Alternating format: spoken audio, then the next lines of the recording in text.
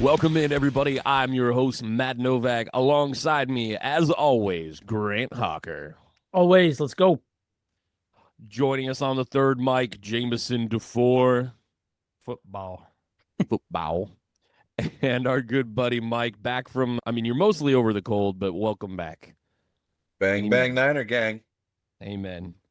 Crazy and awesome wild card weekend, boys. I was here for all of it. I got to watch a good chunk of all the games except for the Monday night massacre that happened with the Texans and the Steelers. We'll touch on that a little bit in our episode tonight, but not a lot to talk about other than what happened after the game. A little teaser for later. So if you're not caught up on your NFL news, your ESPN app is completely frozen. Whatever your deal is, we're here for all of it tonight. We got a lot to say. These games were incredible. Peak. The most fourth quarter score changes in playoff history, and that was just in the first 4 games. Crazy awesome. Back and forth constantly. I have to say this up top, because I wrote this down in my notes as well. We were on this show over the past couple of weeks talking about the playoff seeding and how we believe that maybe you make it to the playoffs and the division stuff shouldn't matter as much and you reseed. And I'm still pretty pro that lineup, but it's not lost on me the irony that we make those comments and then we go into a wild card weekend that is just mostly nothing but bangers. Even with some teams with losing records, like putting up a fight. Exactly. Like nuts. Honestly, like if the Rams don't travel to Carolina and that game is in SoFi Stadium, it might be a little bit different. That's a pretty good matchup regardless, but that might be different. Like it's the home field baked into all the other things that made that game a banger. And then it just went all the way up through the last couple games, not so much, but it's not lost on me that we had that conversation multiple times. And then sure enough, we come out here and it's just like historic lead changes in the fourth quarter, edge of your seat, everything down to the 2-minute warning. Basically, it was yeah. Four of the 6 games were decided within 2 minutes. Last 2 minutes of the game. Yeah, crazy. No, and I think, and I want to repeat what I said on that secondary portion of the divisions conversation, because we came at it from 2 angles. One, we said there was a scenario where we were like, hey, the Panthers should just not be in the playoffs. That's insane. What are we doing with these teams with an 8-9 record? And then when we had the conversation a little further, the second scenario came around that, hey, we'll include the division winners, but we need to reseed them by their win total and then use those head-to-head tiebreakers and then either division win percentage maybe as your secondary and then conference as your third for tie-breaking. By the way. Yeah, I think I would still vote for that. Yeah. I think that's the perfect. I want that because the Rams should have had a home game, 100%. Like they shouldn't have had to travel all the way over there.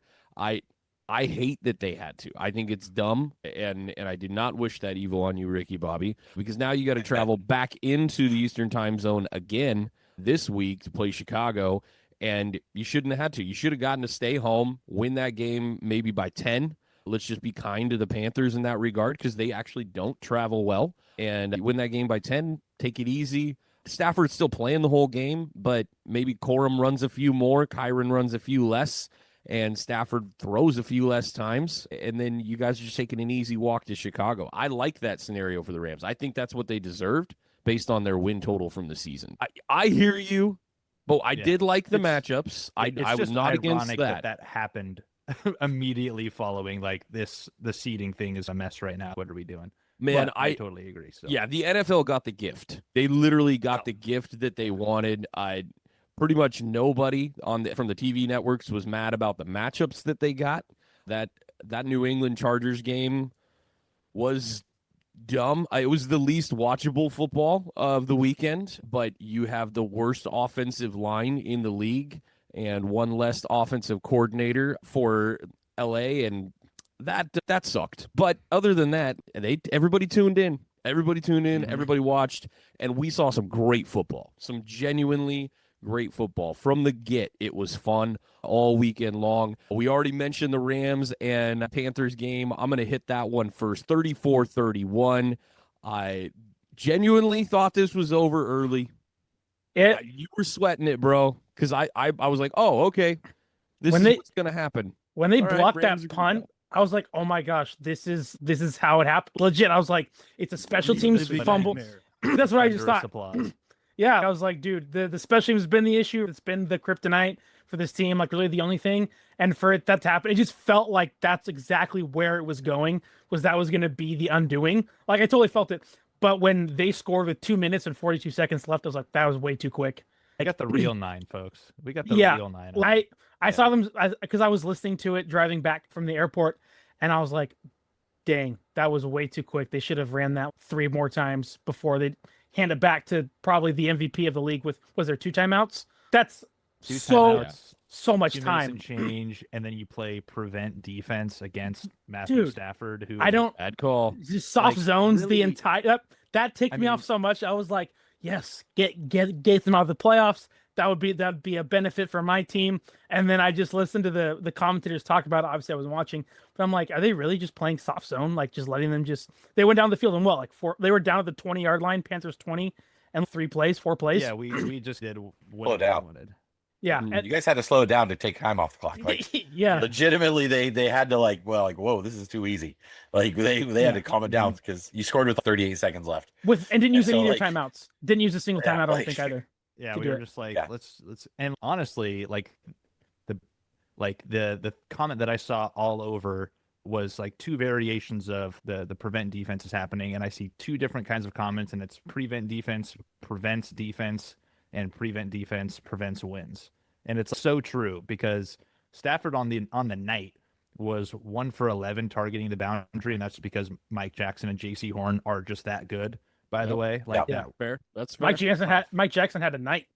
He had a night. That one, by the way, in the 1 for 11 was the touchdown to Colby Parkinson, and he was 23 for 31 throwing everywhere else on the field because, especially in that last drive, he was basically, I think he was like 12 for 15 in the fourth quarter or something, because the defense was like, we just don't want Stafford to get a bomb over the top, and then we're cooked. And sure enough, you give Devontae Adams, Puka Nacua 10 to 15 yards of extra cushion there, and then Matthew Stafford's okay, I'm just going to read the middle of the field and put it over here, put it over there.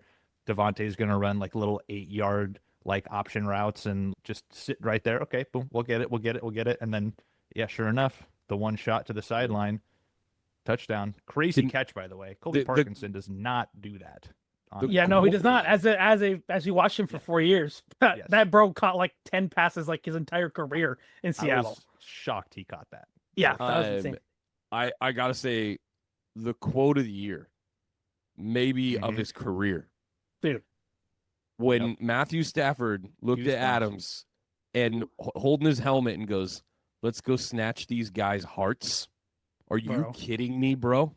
That's as cold as it gets. But he didn't even remember it. He just was like, I think I said something like, what I say to I don't know, something like, what I say. And then Adams was just like, Adams, you all remember that from my point. Yeah, he was literally like, I'll remember this for the rest of my life.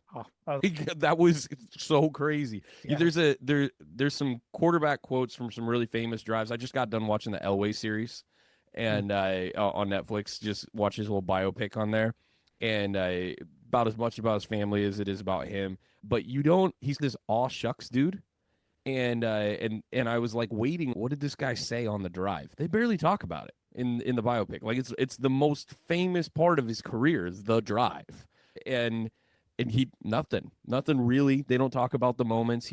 They talk about, man, he just went down there and picked him apart. And I'm like, oh, that's cool, because there's this famous quote from one of my favorite quarterbacks of all time, Joe Montana, while he's in the huddle. In the drive where the 49ers, or where he throws the ball to Dwight Clark, okay? They're coming back from the TV timeout. He's in the huddle waiting for the receiver to come over with the play, because that's how they used to do it, right? And he looks to the sideline and goes, hey, that's John Candy. And points over to John Candy in the crowd. And he's like, that's awesome. And then he turns and looks in the huddle. They call the play, and he goes. And I thought that was the funniest thing. This dude is about to do the hardest thing he'll ever do in his career. And he's like, hey, there's John Candy. Love that. But like for Matthew Stafford to look Devonta in the eye and just be like, let's go snatch these guys' hearts. And then do it. And then do it. Sick. Yeah, I love it. Making it look easy. Second half. Yeah. Not only he actually snatched their hearts, like he walked out there and just had his way with them.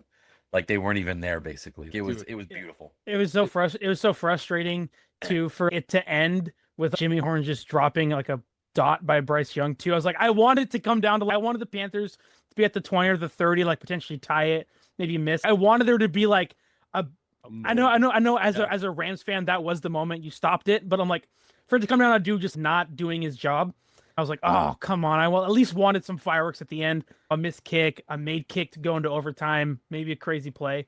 So I thought that was like, oh, it just felt a little deflating after like, it was like the build up on a roller coaster, and then the drop isn't like as good. I felt about another game that we'll eventually talk about. Uh-huh. But yeah, Sure. I mean, we talked last week going into this game, like the Rams playing Carolina, like that's obviously the best draw you could probably get in the NFC. And is that low key better than a bye? Like you don't have this weird week where teams get to stay frosty and they're getting their reps and they're getting tested. And then you go into that game and it's almost like like you wish you would have gotten the bye at the very least, because then you could have avoided the round one matchup. You essentially win a wild card game getting that first round bye. Yeah. Again, we'll see how this actually pans out when we go into Chicago, which is also going to be a fun one to talk about. In a weird way, barely beating a team like that, but doing it in the way that you did, it almost is, if it was 100% awesome to have that better than a bye game where you get to the second round, you get to stay warm, you get a win under your belt, and you're cruising and teams are coming off byes or whatever. To do that, but then also get like the game winning, okay, and we also got tested by a team, but we still got through it, and look what Matthew Stafford did, of course. That was also, at least to me as a viewer, okay, so we're not going to get put in a weird situation where, for whatever reason, I'm concerned about how this team's going to stand up in the postseason when rubber hits the road and you got to go do something. You don't want to have to do that against the Panthers in the wild card round to save your season. But here you are and you do it. And I'm like, okay, we got past a team that poses a weird matchup problem for us, but we still went out and did the thing that we needed to do against any playoff team. I came out of there feeling a little stressed and annoyed, but honestly pretty good that it's okay. We still have the superhero on our team when that happens. And that was all before we even heard the quote. And then you hear the quote and you're like, oh yeah, this guy's on my team. This is awesome. Yeah. And two, like for NFL teams, like you hear often by former players that the first game in the playoffs is usually the hardest one, like to win is that first one. And so for them to get it done, even if it was a little stressful, you have some confidence to end on that high note for sure. Getting that first one usually is always the harder game to get. Who cares about an ugly playoff win? That's the point. Like that's in the how regular season, there's like more of a narrative there where it's, hey, doesn't matter. You keep barely beating these teams and barely winning, and yeah, you're winning, but that usually comes back to bite you at some point. A lot of the Kirk Cousins Viking teams who were winning games and then getting waxed in the playoffs, or Sam Darnold last year even, same thing where it's okay, you're doing great and you're squeezing out these wins and you're beating the odds here. But again, you get to that playoff situation and you just don't have the horses to actually compete in that scenario. I mean, dude, I'm not going to sit here and be like, we only beat an 8-9 Panthers team. I'm afraid. I'm nervous. I'm nervous about some of the things in our secondary for sure. But to win a playoff game with a game-winning drive on the road, like that's the whole point. Yeah. It is. I think we give teams a really hard time during the regular season as they're doing it. We talked about this with the Bears. We talked about it with the Broncos. It's concerning when that's how you have to win, and we've said that a lot. Like it's concerning that your quarterback's not completing 60% of passes, and you're always having to come back because your defense isn't holding it down, or your offense wasn't putting up points the entire game, and now you have to go score to win this. And we've seen the Broncos and the Bears consistently do that all year long. We've seen from this Rams team, though, the ability to beat down on people. Like, that exists. That offense can go. And if the defense just has a decent day, and you guys did fire a special teams coordinator during the season for a reason, if they can just play solid football, there's no reason to think the Rams can't win any game where a team scores 20 or less points against them. I don't think we're going to see these defensive matchups where you guys are duking it out at 17-14 like we may see in 2 different games this week here in the divisional round. But it's still concerning when it's the way you win all the time. But when you get to the playoffs, this doesn't matter. Winning is winning. Stay healthy. Get back here next week. Do it again. Like, winning is winning. It's all that matters. 1 point or 40, it does not matter. You just got to get dubs. Yep, and just to remind like everybody is for whatever reason this Panthers team matches up really well against the Rams. Yep. Mhm. Their receivers are I think are average of 6'4", Big body including their tight end receivers. Strange. Big body. They're big bodied receivers. You guys have smaller corners that are a little more athletic, so they can box you out and they can and Young can just Yep. throw it up in the air. Big And big we running saw that. backs. Big Mhm. running backs, like all of those things you got together, and you're got a little bit more of a finesse defense, and this team just matches up that way against you. And Yeah. for you guys to come out against that team that matches up well against you and persevere is a big deal. Everyone's just been saying like this really is a big deal that you come out on the road, do that in the last 2-minute drive, get the win, and move on with that ice cold. There was no doubt we were going to win this game at the end of the game. The offense went out there saying, we got this. Yeah. We have the ball last, and it's ours. It's over. That's Right. exactly what Stafford gave you. And so I love it for you guys. I am concerned, and you mentioned it just for a moment there, Jamison, is this secondary, it could hurt you against these Bears. Talk about Jameson's their credit, he's been saying it pretty regularly. Yeah. I haven't felt comfortable with the Rams halfway through the season. I was like, this Rams team might be the best team in the NFL. Towards the end of the season, I'm like, somebody's figured something out, like against these Rams, and they're just giving up stuff that I didn't expect them to. So we'll see what's coming here. The competition's getting tighter. It's coming down. It's funneling, and I think the Bears have the right amount of talent. I think they have the right coaching. I still think they might be my favorite for the Super Bowl, but something feels just a little off here at the end of the year. So I don't know. Getting into it. Speaking of the Rams' opponent this week in Chicago, the Bears beating the Packers 31-27. Another comeback win for this team. I thought that the Packers were going to do my team a solid. Okay, my team is in the 6th seed. The Packers are 7, and I was like, oh, thank God. They can go to Seattle and deal with that mess right now. The Niners are hobbling together. I was liking that too. Because for as much as the Niners are banged up, and maybe you like that draw a little bit, it's still a divisional opponent that you don't want to see it. Like I just don't want to see the third time. I don't want to see divisional opponents a third time, like at all. Nope. And so you got a rough draw either way, Grant. Coming out of after the Bears game, it's okay. The Rams won their game. The Niners, Eagles are going to be up.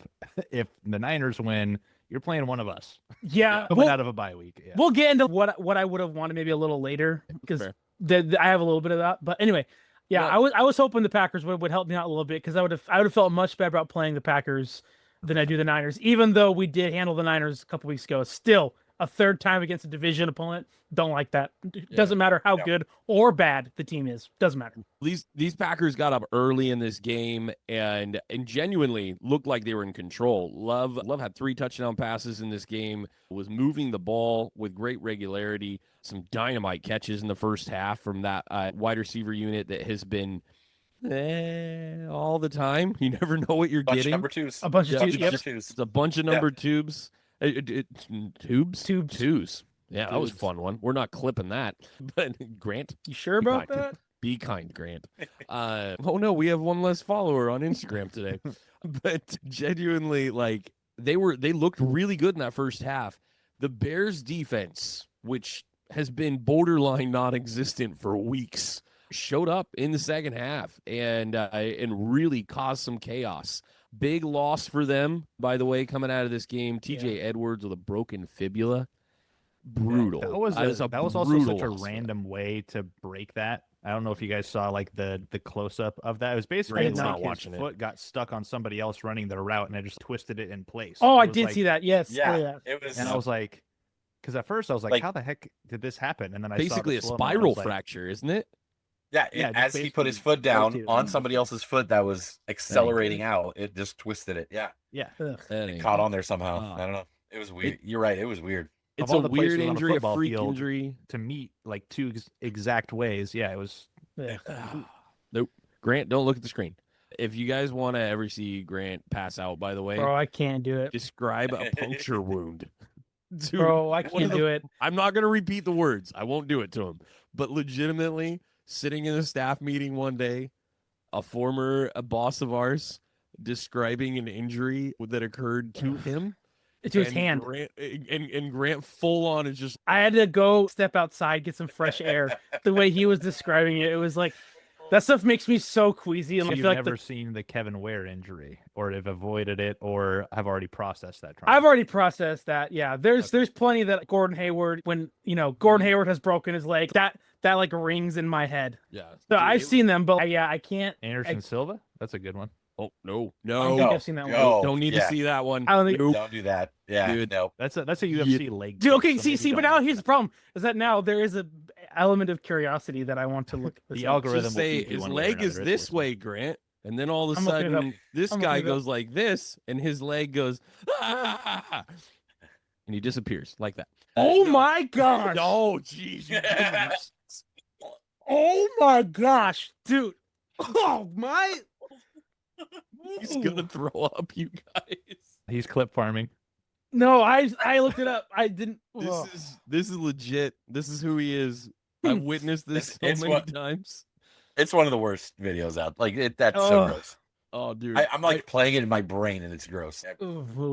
I saw Grant as a teenager. Like he walked up to somebody who was bleeding from their finger, and he immediately starts going. Yeah, I Like I can't do it, he dude. doesn't do medical. Noted. It's bad. Can't do it.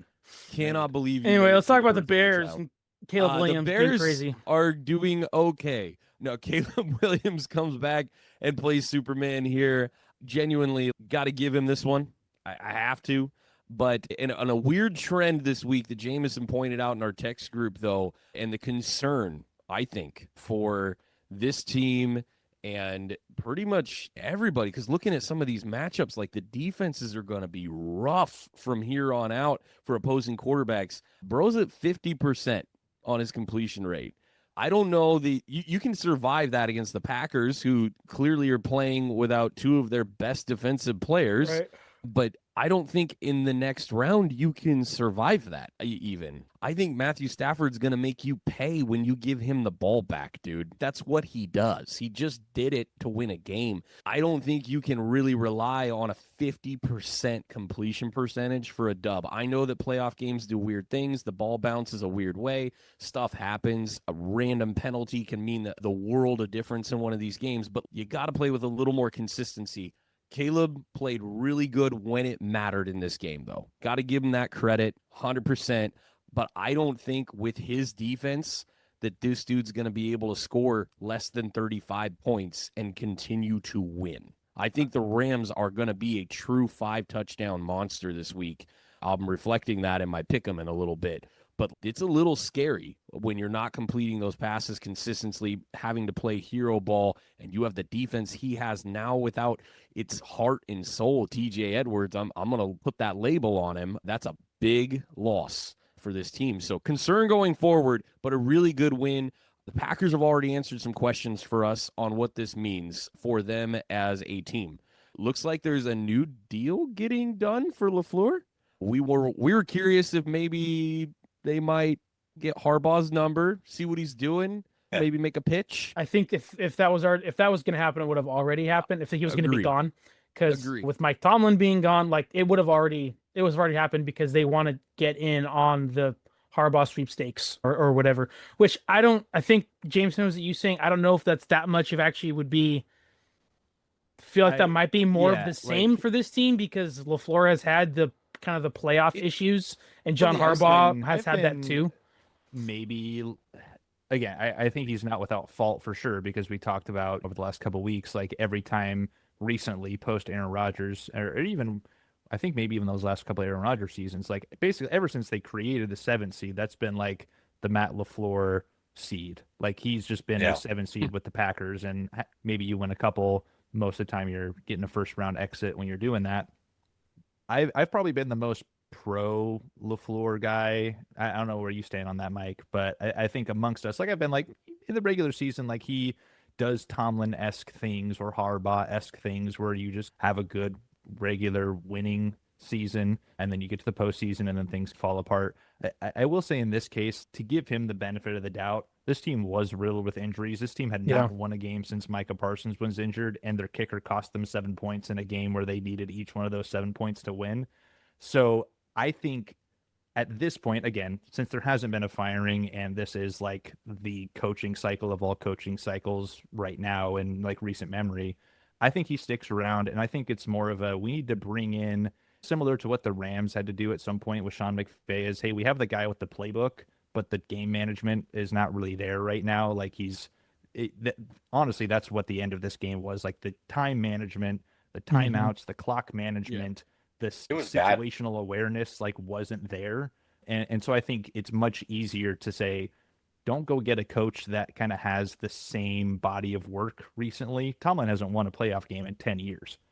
Like that's not necessarily, I do think he's a better coach than Matt LaFleur. I don't think he has a better playbook than Matt LaFleur does. So to me, that says just go get like not a get back coach, but get the time management guy, put him over there with Matt LaFleur, let Matt LaFleur do the play calling, because I think at some point you get so steeped into your play calls that you're just not paying attention to what's going on everywhere else in the game, which is definitely a weakness, but I don't think that's necessarily something right now that you have to fire somebody over, and especially if they haven't done it now. So that's where I stand with them. I do have 2 quick questions, though, just with the Bears that I want to get off before we go into other Packers, LaFleur. Actually, before you do that, really fast, okay. I want to, because you just made the point, I want to remind you guys about our text thread during this game. I lost my mind on the Packers' second to last possession in our text thread, because I said also I get passing the ball to make sure field position battle goes in your favor, because they were on their own side. They started with the ball on the 25-ish, 28 maybe. But first and second down right out of the gate feels risky. I know they did that one quick pass to Golden in the slot where he does a step back, and it's just a Love hikes it and immediately chucks to the side. So it's basically a run play, and that's a 98% success rate to get 1+ yards from the metric that I saw. So I get that you're doing that basically as a run, but don't love throwing the ball when you have the lead on first and second down. And I made the comment, I said, LaFleur seems like he's coaching for his life over here. And then as the series continues, I'm like, what is going on? They took a shot on 2nd and 10. Not a 2nd and 1, not a 2nd and 2, which is to take the shot down. 2nd and 10. They'd thrown an incomplete pass on first down, and then they took a shot on 2nd and 10 to the end zone, and it was a design. They knew they had man coverage with the safety floating over to the help side on a single high, and they literally took the shot to the left corner of the end zone. That makes 0 sense. Then they come back after getting a first down. They have to burn a timeout because they couldn't get the play in. LaFleur just making insane decisions, and then as they're coming out of the timeout, they get a delay of game, and they go from 2nd and 10 to 2nd and 15. Yeah. What the crap game management is that? And then we miss the kick. Yep. What is going on? That was so bad on his part. Mediocrity is what you're signing up for. This is Zach Taylor 2.0. Like, legitimately, LaFleur needed to be let go. I think he's better than Zach Taylor. Let's be. Zach Taylor. I will say, one of those guys coached in a Super Bowl.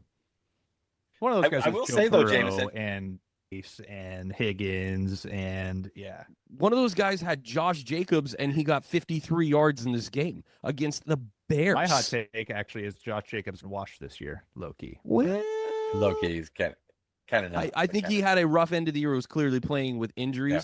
That's the only thing that slows Josh Jacobs. But legitimately, dude, that play calling's pretty freaking bad. And why are you, when you're up 21-3 in this game, by the way, throwing the ball with a 3-score lead? It doesn't matter if you get 3 yards per hit. It does not matter. You run the clock out. I think that's a Ben Johnson. Ben Johnson has been talking his smack like all season long. Beginning of the season, when he gets hired, says, I love beating Matt LaFleur twice a year. They just don't like each other. 21-3. Yeah. And I think LaFleur's, I'm going to shut you up. And and your ego just cost you your season. Like, legitimately awful play calling, awful game management, 3-score lead. In the NFL, that's lights out. To back you up, Matt, my 7-year-old, who really barely even watches the game while it's on, looked at me and was all like, how did they get a penalty there? Didn't they just call a timeout? 7-year-olds know what's going on in football, kids. Legitimately, he's like, how did this happen? How did this happen? Yeah. Like, it's my so 7-year-old's like, how did this happen? You learn and I'm that like, I honestly, Madden. Yeah, I was like, At a that kid. legitimately should not happen. And I thought so, and left the room because he was barely paying attention. Yeah. But no, to back you guys up is, I agree that LaFleur has some things to answer for with that clock management. You get down to that point, obviously your idea in coming out in the second half to just keep throwing it and just put your foot on the gas and put your leg on their throat, that kind of talk, it didn't work. So you have to change something. Like good coaches, like look at that and be like, oh crap, like we have to change something. And to come out and not even try to run the clock out, all those incompletions are stopping the clock at that point. You have to start those short little passes, if nothing else. You have to start handing the ball off to give this defense something else to think about, other than like a random long shot on 2nd and 10. Like you're just like, what are we doing? Why aren't we running out the clock? I don't understand all this. And at the same time, I put it in the notes here, is when the game came down to it in the fourth quarter and it was on the line, Caleb Williams stepped up and became Superman. Jordan Love disappeared. And I think I've seen that throughout his whole career so far. And that's a big question. Like, he comes out and he balls out and he's a good quarterback, don't get me wrong. But when the games matter, he disappears. And I think that's a concern for the Green Bay Packers. What's the signature Jordan Love throw? Yeah. Like, Caleb Williams, that 4th and 8 is one of the greatest plays I've ever seen. That 4th That and is 8. one of the questions I have What a chuck, for you dude. guys. yeah. Yeah. The Special Jordan logo moments, throw, man. like that's what they're calling it, right? It's called the Jordan logo throw already. Yep. Like he's up there, legs Jump throw to splayed, the arms corner. wide, Yeah. move right off the. You're like that's a signature throw. I get that. He can throw at 50% if he's making those throws sometimes. Like when the game's on the line, Yeah. Caleb Williams is coming out and balling. When the game's Up. on the line, Jordan Love shrinks. Up 21-3. Up 21-3 with 30 seconds left in the second quarter. Up 21-3. They go missed field goal after 6 plays and 27 yards. They get the ball coming back from the half. Punt.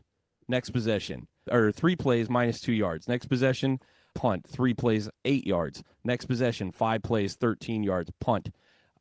Field goal then finally from the Bears. There's 2 field goals in there from the Bears. By the way, Caleb Williams turned the ball over in the third quarter. So this game's 21-9. Yeah. They get another possession towards the top of the fourth quarter. They hold the ball for 50 seconds because they freaking threw it 2 out of those 3 times, and they punt again. Then it's touchdown, touchdown, touchdown for the Bears on their next 3 possessions. That is horrible, horrific management. I cannot, guys, hear me. I understand that Kyle Shanahan's my coach, and we're coming off probably the greatest game of his career. Like, probably, okay? I understand it. But that is incompetence at the highest level. That is unforgivable. That gets a guy who's been a coach for 18 years fired, so it should dang well get LaFleur fired, who's never won a Super Bowl or appeared in one. That was horrible, and they're going to extend him. He's not going into a lame duck year. They're going to extend him. It does make it a little dicier now because that's on. Ooh, you're on a contract year, and this is what we got. The 2 quick questions I had with the Bears, because I know we'll probably want to get to some of the other games too, is one regarding the throw. Is that the single best throw in Bears history, given the context? Yes. Oh, absolutely. Against the Packers? As I was saying, again, the Packers in the playoffs? Yeah, oh, man. On 4th To- down to- to eliminate the Packers to- in Soldier Field. To quote again, Matt with the home Stafford, crowd. snatch the Bears' hearts. That throw, 4th and 8, season on the line. Packers need to hold them to 7 yards, and they walk away with the win in Soldier Field. And for the Bears to do that, 100% best throw in Bears history. It had been 80 years. It had been 80 years since the Bears last beat the Packers in the playoffs, guys. Yeah. And then that was going to be part of my second piece of that was, is this the best Bears win period since almost 40 years ago to the date where they won the Super Bowl in 1986? Yes. Yes. Yeah, I think both those things are true. I think you're dead on the money, dude, because that throw is going to get replayed forever. Okay, and the playoffs make monuments. That's what the playoffs do. They can go and lose next week, and that's not going to matter. That's going to be like, that was like Bears fans, young and old today. That's going to be like the beginning of some Bears fandom for somebody, and they're not going to see that. They're going to be 80 years old in the future and be like, I'll never forget Caleb Williams throwing this ball on 4th and whatever it was and then ultimately leading a comeback against the Packers of all 4-8. people. By the way, the cheese grater hats, love them. Dad, why do you paint your fingernails black? Son, let me tell you a story about Caleb Watch Williams this at guy. 4th and 8. And I just thought that was I'm so gonna cool. agree with you. I'm gonna agree with you. Jay Cutler did some really cool stuff. Honestly, he was absolutely watchable games. Win or lose, that guy, it was fun. Yeah. But this is good. Cutler was fun. This was good. Like legitimately. Like there is greatness in what Williams pulled off. And it's if he can get his accuracy under control, 55% on the year, it's not sustainable. Like you can't miss on the easy throws like we saw most of the night. Most of the night they were down because his easy throws were just off target. And he's got to clean that up. But dang, if he can make these off platform throws like that. If he can complete 63% of his passes, and we had a repeat year like this year where the Bears are the second seed, he's a top 5 MVP candidate. Yeah. Depending on that touchdown interception ratio, absolutely. Got to continue to protect the ball. That's a huge component of that. As much crud as I have given him this year, he's winning moments for sure. And we talked about that in the 2024 podcast so much with Mahomes because he kept winning all those moments. And I dubbed him and still refer to him as the greatest quarterback of moments ever. This season obviously didn't give him the opportunity, but Caleb Williams is pushing for that. Stylistically, the way they play, they just got to keep him in it, and it's going to be entertaining, man. I can't wait to see what happens this week. Genuinely, we say that about every week, but I really cannot wait to see what happens in that game and just how it all boils down. We got a couple more to hit here real quick that are big ones. The Bills, 27-24 over the Jaguars. If we let Mike talk about what he put in the thread during this game, we're going to be here for a year.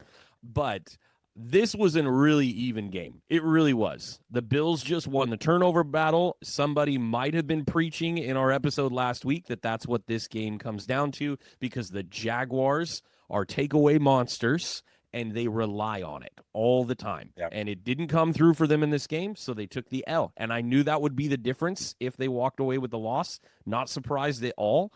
None of us are.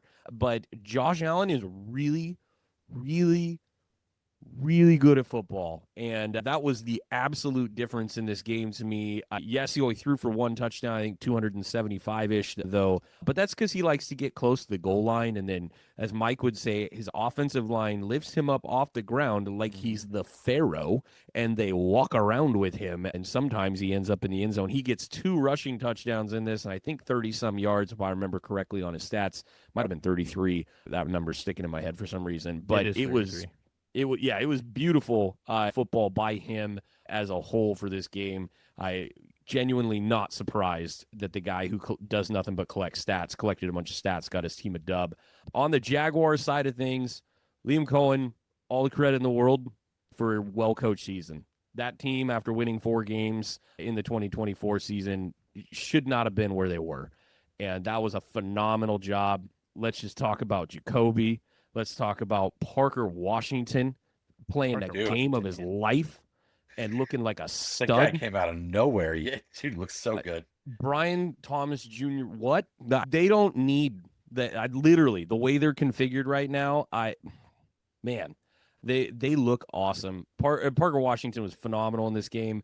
Didn't love, and Mike rightly pointed this out here for us in our rundown, that the Jags have a really good running back who gets the ball 10 times for 67 yards in a close game where you want Josh Allen to not have the ball. That's a 6.7 yards per carry. I don't understand why in the world Liam did that. In particular, it felt like he panicked a little and threw the ball more times than was necessary.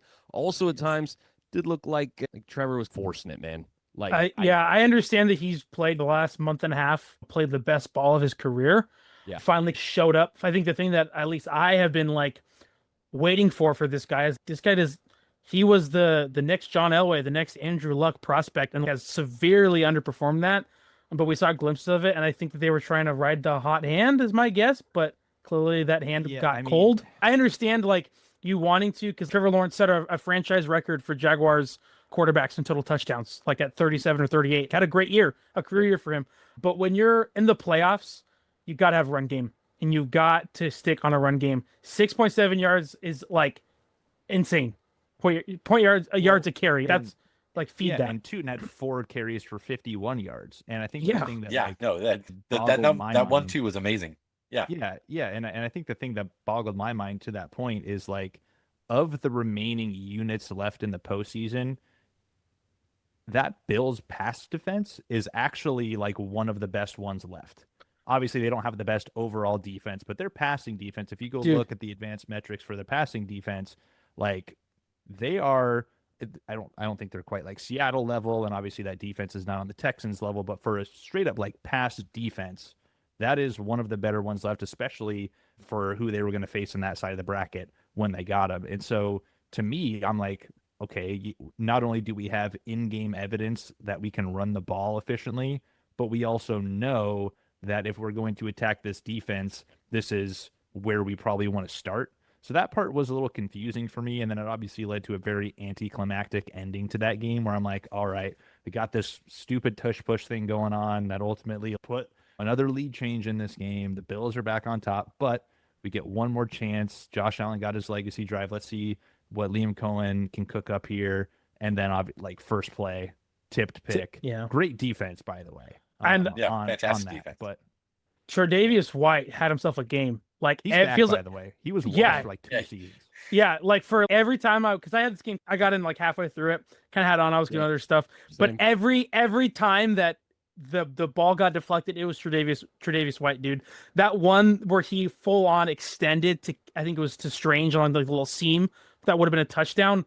Like a beautiful play. That was awesome. And then he had like 3 more after that, like in succession. And it was like, that to me, I was like, why are you throwing this guy's way? He's clearly on one. He's clearly seeing the ball. He knows what you're doing. Why are you still throwing it his way right now? Clearly, that should not have been happening. To the point on former Rams legend, by the way. Oh yeah. Oh yeah. To the point you guys are making about runners in the playoffs and the necessity of running the football. These are all of the losing teams this weekend, what their running backs ran for. Hubbard, 46 yards. Jacobs, 55 yards. Etienne, 67. Herbert was the leading rusher for the Chargers, 57. Jameson caught it. Did I do the bad? Oh, dang it. No, no, it wasn't you. I mean, you did say Etienne instead of Etienne for whatever. That, but then you said he had 67 yards, and then Yeah, I know. Gosh dang you. Can I start over now? God. Yeah, I'll start over for the clip. Thank you so much. I really appreciate it. Whoever's watching this right now and just absolutely like drowning in sadness with me, they can't get through a simple stat read without a freaking 6'7" reference. You said it. I understand. It's what he did. What do you want me to do? I don't know. 6.7 yards per carry. We're trying to expand our listening group here. Yeah. The children are starting to stop saying it. As somebody who spends way exactly too much time, when people our age start saying it. That's right. That's right. People of a certain age are using it. All right. One more time. Teams that lost this weekend.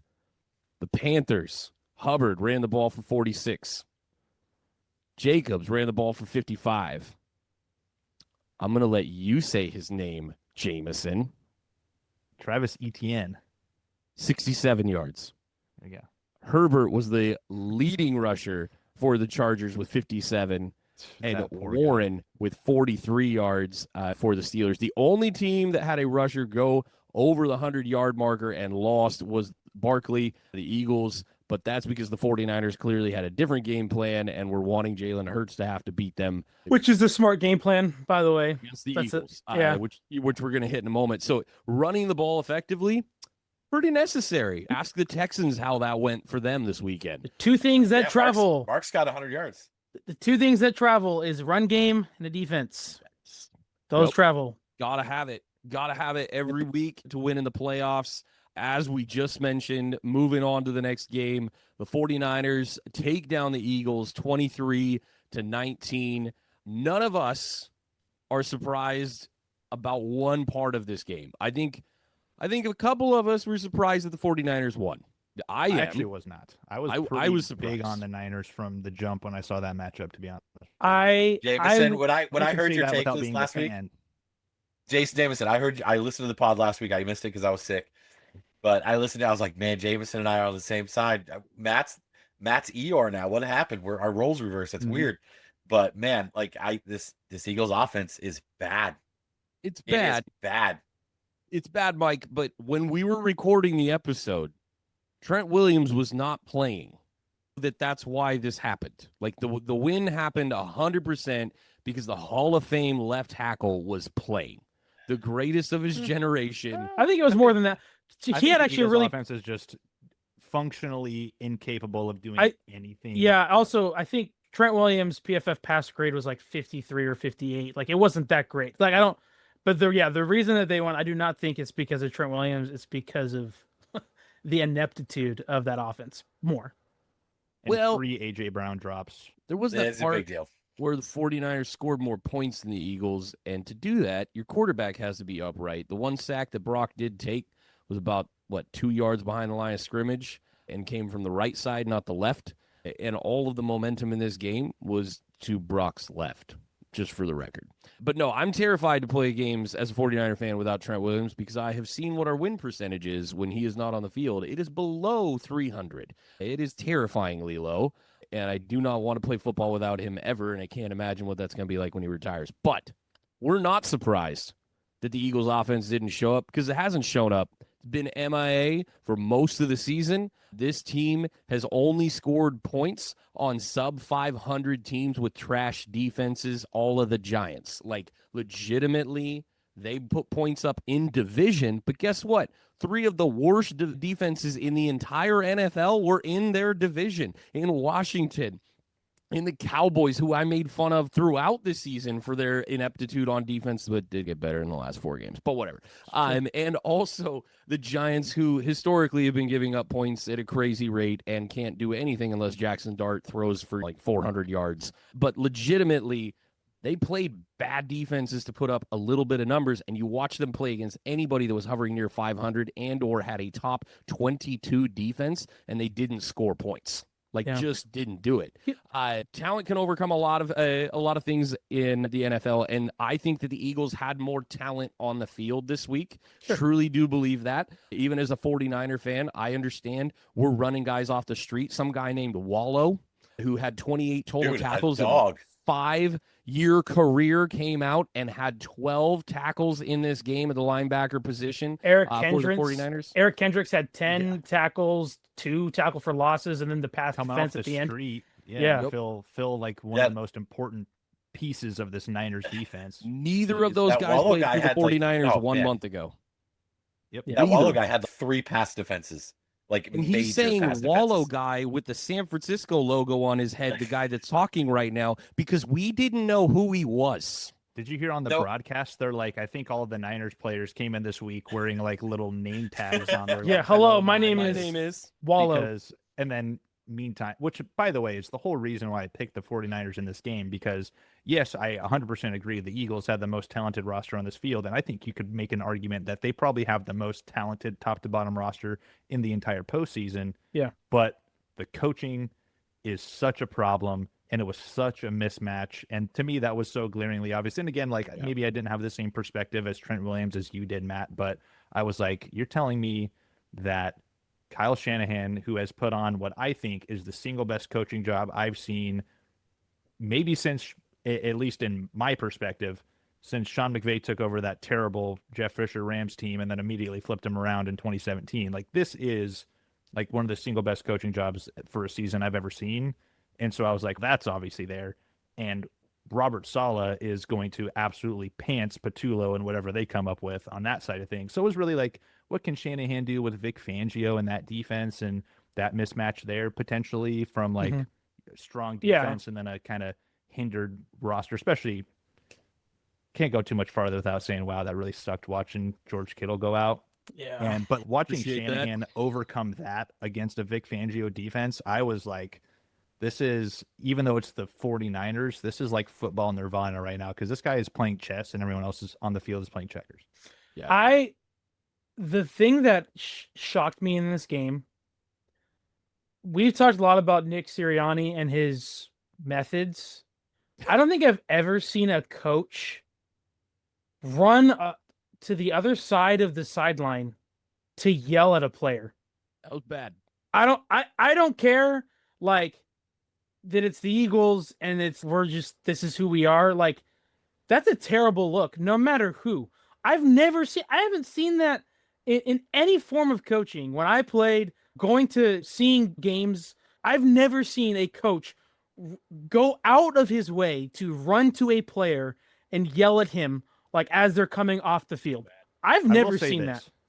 I'm not saying that he doesn't deserve it, because AJ Brown has just cried all season long and made everything about himself, and to not show up, and you complain about not getting targets, then when he gets targeted, goes home, doesn't show up at all.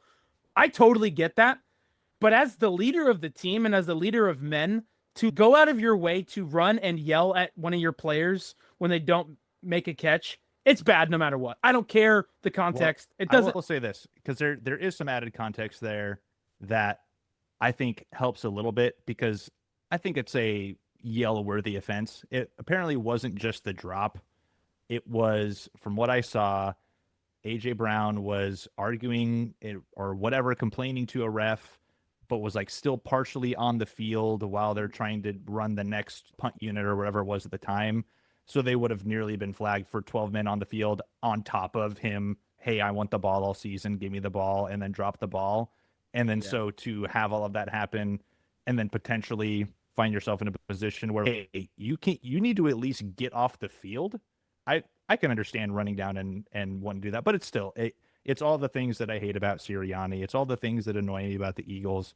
And that was just like the ultimate hate watch for me. And obviously, as we know today, Kevin Patullo no longer relieved of his duties. Apparently, he's not fired and out of the Eagles organization, which also to me is, hey, Sirianni, like, at least have the balls to cut your guy and get him out of here. Because have we heard anything this season where people are like, man, Kevin Patullo, I just love having that guy around. No. He just brings an energy to this team. If you're going to get rid of the guy, get rid of the guy. They're letting videos leak out of the house of Hurts questioning him in the middle of meetings, like being pissed off about how he's running a meeting, and this dude's like trying to pep talk the offense, and he's just, we need to get things going, coach. And like, even his post-game presser where he's like talking about the coaching for the 49ers, and it was all like in the affirmative of how the 49ers have coached this game in a very clear way, where it's like you can see the narrative is like even the players believe that they were out-coached, and that's just unacceptable. Yeah, and for the context, I think the nail in the coffin, clearly the fourth down call at the end of this game. You run 4 seam routes with nothing underneath when you need 11 yards and not a touchdown on that play. That was such a bad play call and design against a drop zone, which is what you're getting. They're just keep in front of you ball. They're going to give you the underneath. The Niners in that situation, were going to give them the underneath. They were. And when you watch Kendricks on that play, there's nobody, and he jumps up, puts both hands up, and is able to get him on that ball. By the way, with 2 other guys right there, also, as much as like the play design was also bad, that was also the worst play person to throw it to into that scenario. That looking at that, like, you didn't go for the guy that was 1-on-1, you go for the guy that was double covered with a linebacker drifting back. It was actually triple coverage. If you worse. with Kendricks double when he threw it, but triple overall. Yeah. I mean, that window that he was aiming for too. By the way, Kendricks doesn't hit it; it's not going. But like that window, I kid you not, was the size of my head. And this is Jalen Hurts trying to throw over 10 yards. By the way, which has been well documented on the show. That does not work. And we'll say, if that play design, like, I don't hate sending streamers up in that play design to occupy those quarters to make them go deep. Right? Sure, but the outside cuts in. Yeah, I was going to say, if Goddard goes to the sideline instead of inside, you literally take those linebackers out of the play. And it's one-on-one heading to the sideline, and Goddard has our cornerback by 4 inches, and you can toss that ball up and probably get the first down. Honestly, if you look at the field, you clear out those defenders from the top, and Goddard's open to the sideline. Goddard's that open. Little tiny bit of play design wasn't even there. Like, you sent him to the middle where everybody was. Yep. Yeah. There's no Like, ripple. There's nothing else. there's It's nothing. end zone or bust on the play when you don't have to have the end zone. That's insane. The Niners had They to had go like a whole to minute left. What they are had we a whole doing? minute left. Yep. Yeah. You need a first down, not a touchdown on the play. And dude, honestly, it wasn't just Goddard. It was any of the four. Any of the four going, and they were in because they were in max protect. There's nowhere to ditch the ball to, so there's 4 routes. Any of the 4 cut in, and they got it. There's literally no one underneath except for Kendricks, and he was reading one side or the other on the in cut. That's what he thought he was doing. So just bad play design, bad call. Hated it, and Patullo definitely lost himself that job. The Eagles have given up 2 coordinators to head coaching positions in the last 5 years, but this will be the 5th coordinator in 5 years that's gone there a different way. Sirianni's got to figure out something for the sake of, and if we want to rip Jalen Hurts apart every single year, okay, which is a fun thing to do for us. If we're gonna continue to get that opportunity, well, then continue to cycle through guys because, dude, you just gave Trevor Lawrence a great coordinator. And you gave Baker 2 years with him, and look what Baker did. In that second season especially. Give guys a shot. Give them coordinators for more than a year. Give them a stinking chance.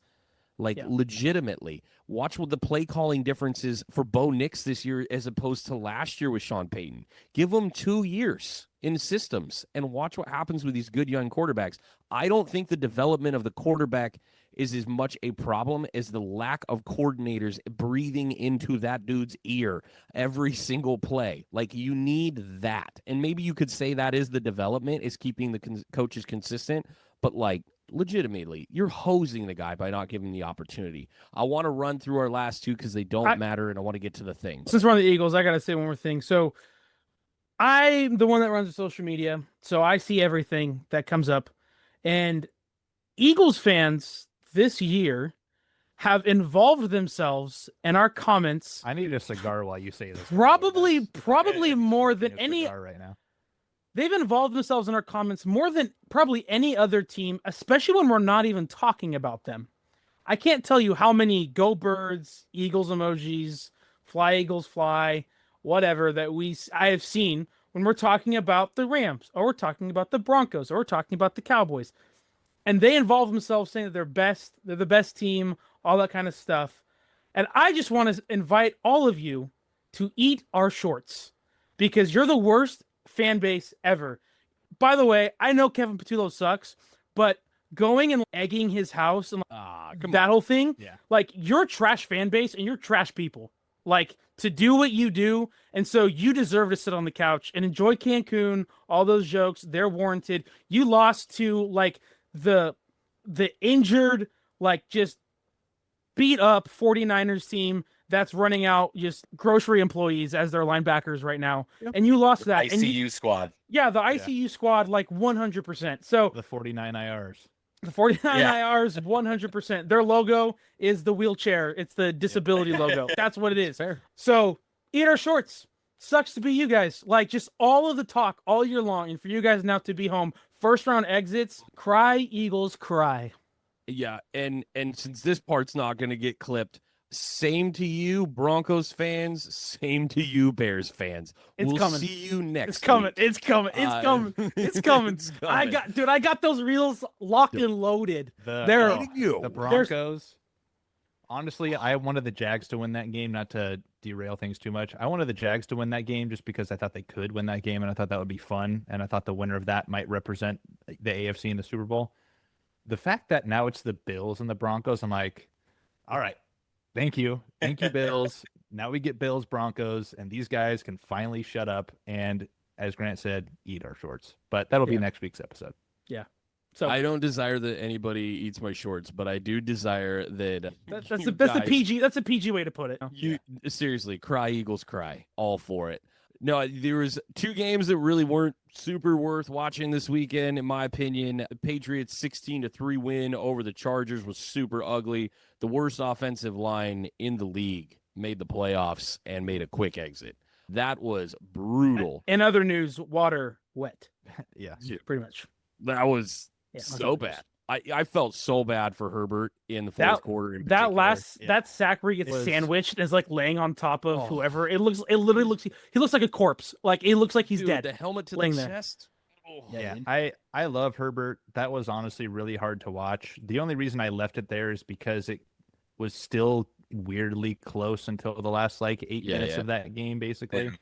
But I just feel like Herbert wasn't even seeing the field despite. Like I said that in our text chain. I was like, I feel like Herbert's not really seeing the field well. And now the all 22 angles have come out, and that's been justified. Hey, look, this line is obviously terrible, but Justin Herbert's not taking shots where he needs to be taking shots. So it's just a really weird game. And also, again, what's worth to mention, Greg Roman, who I believe is a football terrorist, is also fired from calling plays here. I don't know that if there's one negative thing about both of the Harbaughs, it's that they both tried to use this man for Lamar Jackson and Justin Herbert. Yes. And look what happens. Mike had maybe the stat of the week. Jawan Jennings has as many passing touchdowns in the postseason as Justin Herbert does. Yeah. Hey, you're talking about the former dual threat quarterback recruit by the Tennessee Volunteers, Jawan Jennings. That's right. No, I totally agree, dude. Greg Roman needed to be fired. That is, I went after LaFleur already in this episode. The worst coordinator job this weekend was not Patullo. That wasn't the worst. The worst job done by a coordinator this weekend was Greg Roman. Yeah. They activated Amarian Hampton, and he touched the ball times in that game. What are you doing? Like, your quarterback should not be your leading rusher when you have two young, stable running backs. I would love for Mike McDaniel to go coach Justin Herbert. No. I would love for him to go where he belongs. But come on, right back home. Shut up. But here's the thing. I just want someone who just like an offensive guru. Year. I want an offensive guru to coach this guy, not Greg Roman, who doesn't know how to coach wide receivers, who just has to run the ball 87% of the time. I understand you got to run the ball, but the way that he does it is stupid. And the Ravens have had terrible wide receivers. Like when he was there, couldn't get anything going there. Holy cow. I just want an offensive mind there on that coaching staff for Herbert. And maybe I know he's 0-3 in the playoffs, and he's played bad in the playoffs. Even apart from terrible all-line play, he's played bad. Even in that Jaguars game where they fell apart a few years ago. But he is the greatest what if quarterback. Still, there is so much what if that needs to happen for Justin Herbert. And if you do the Mike McDaniel thing, then you get because there was the whole to Justin Herbert from that draft class thing. And it's obviously Justin Herbert was always the better quarterback. Anybody who knew anything always knew that was the case. Yes. But then you get Mike McDaniel's, okay, I got the Tua experience where I can score 70 points in a game with a quarterback who can really only just throw with anticipation and put no mustard on anything. Or I have this Greek god built quarterback who has all the physical tools and a rocket arm. Let me just go do that real quick. And also we also play in nice weather and a nice dome. So yeah, let me just go put up 35 points a week with this guy, rehabilitate my image. But look, I'm not saying the worst scenario as a Justin Herbert fan. Get out of your 49ers crap. Things. I'm sure you do. You don't even need him. And don't act like it didn't happen this year, the Niners bringing a coach home. It's literally the reason we won this week. Okay, this is a Shanahan thing. I understand that, but he should not go there. Mike wants another head coaching job. He's not gonna. He'll be I don't know. Shadow a little bit. I don't know in this cycle though. I don't think it's in this cycle. I think he's gonna have to go coordinate for a little bit, and I do think he's gonna end up with one of those high profile coaches with a great quarterback. He's gonna have his pick when it comes to that part of it. I think that he's that guy though that's going to be under the radar for a while. Mike McDaniel should be the offensive coordinator. That's what should happen. He's going to come home. He's going to rest. He's going to get re-regulated, and then the Niners are going to send it back out. This cope that you guys are smoking right now is crazy. And then the Niners will get another compensatory pick when he goes and gets a head coach. See you in a month, bro. Seriously, see you in a month. I'm just saying. I do want to say Shanahan has a way. I do want to say really quick that the O-line's really bad, but man, they were so injured. And that's why, they spent money on it. They tried to fix it. And if everybody's healthy, it's fixed next year already. Like they have the players there to have a good O-line. And so you're just looking at it, you're just like, man, this just sucks. Like the whole thing. But Herbert wasn't really good. And on the other side of the ball, the Patriots didn't play well either. No. And I have going that written into down, pick too. him here in a minute. Yeah, going into pick him here in a minute. Like, I'm a little worried about the Patriots too. Like the Patriots, not a good sacking team. They're bottom part of the league in getting sacks. They sacked Herbert 6 times. This is the Chargers did not play well, and the Patriots got 16. The Patriots pass rush looked like the Texans against the Steelers, No, it but the Patriots are legitimately not the did. Texans. It Yeah, looked I was good. like, where did this ferocity come from? I was like, oh wait, no, this is the Chargers offensive line with no scheme to help Herbert get the ball out a little bit quicker here. Yeah, like it was this just pressure. Yeah, you just was feel bad. really bad about it, and it is what it is. But going forward, I did want to just mention, like, I am a little I concerned did about the write that Patriots. down. They So- only scored 1 touchdown, 16 points against a good Chargers defense for sure. But Defense, yeah, good, yeah. the only touchdown on the night was scored with 9 minutes and 52 seconds left. And I get, for all intents and purposes, Drake May is essentially still a rookie. This is his first playoff game, and the second half came together a little bit more. But Got the you're going yips. to need more than that in this next round for sure. Getting into this last game, and we will see what they do in the next round, but getting in this last game, there is a team that I think everybody in the playoffs, period, is terrified of. The Texans came out and obliterated the Steelers. Now, I understand this game was tight for a while. Took a little bit for the offense to do really anything.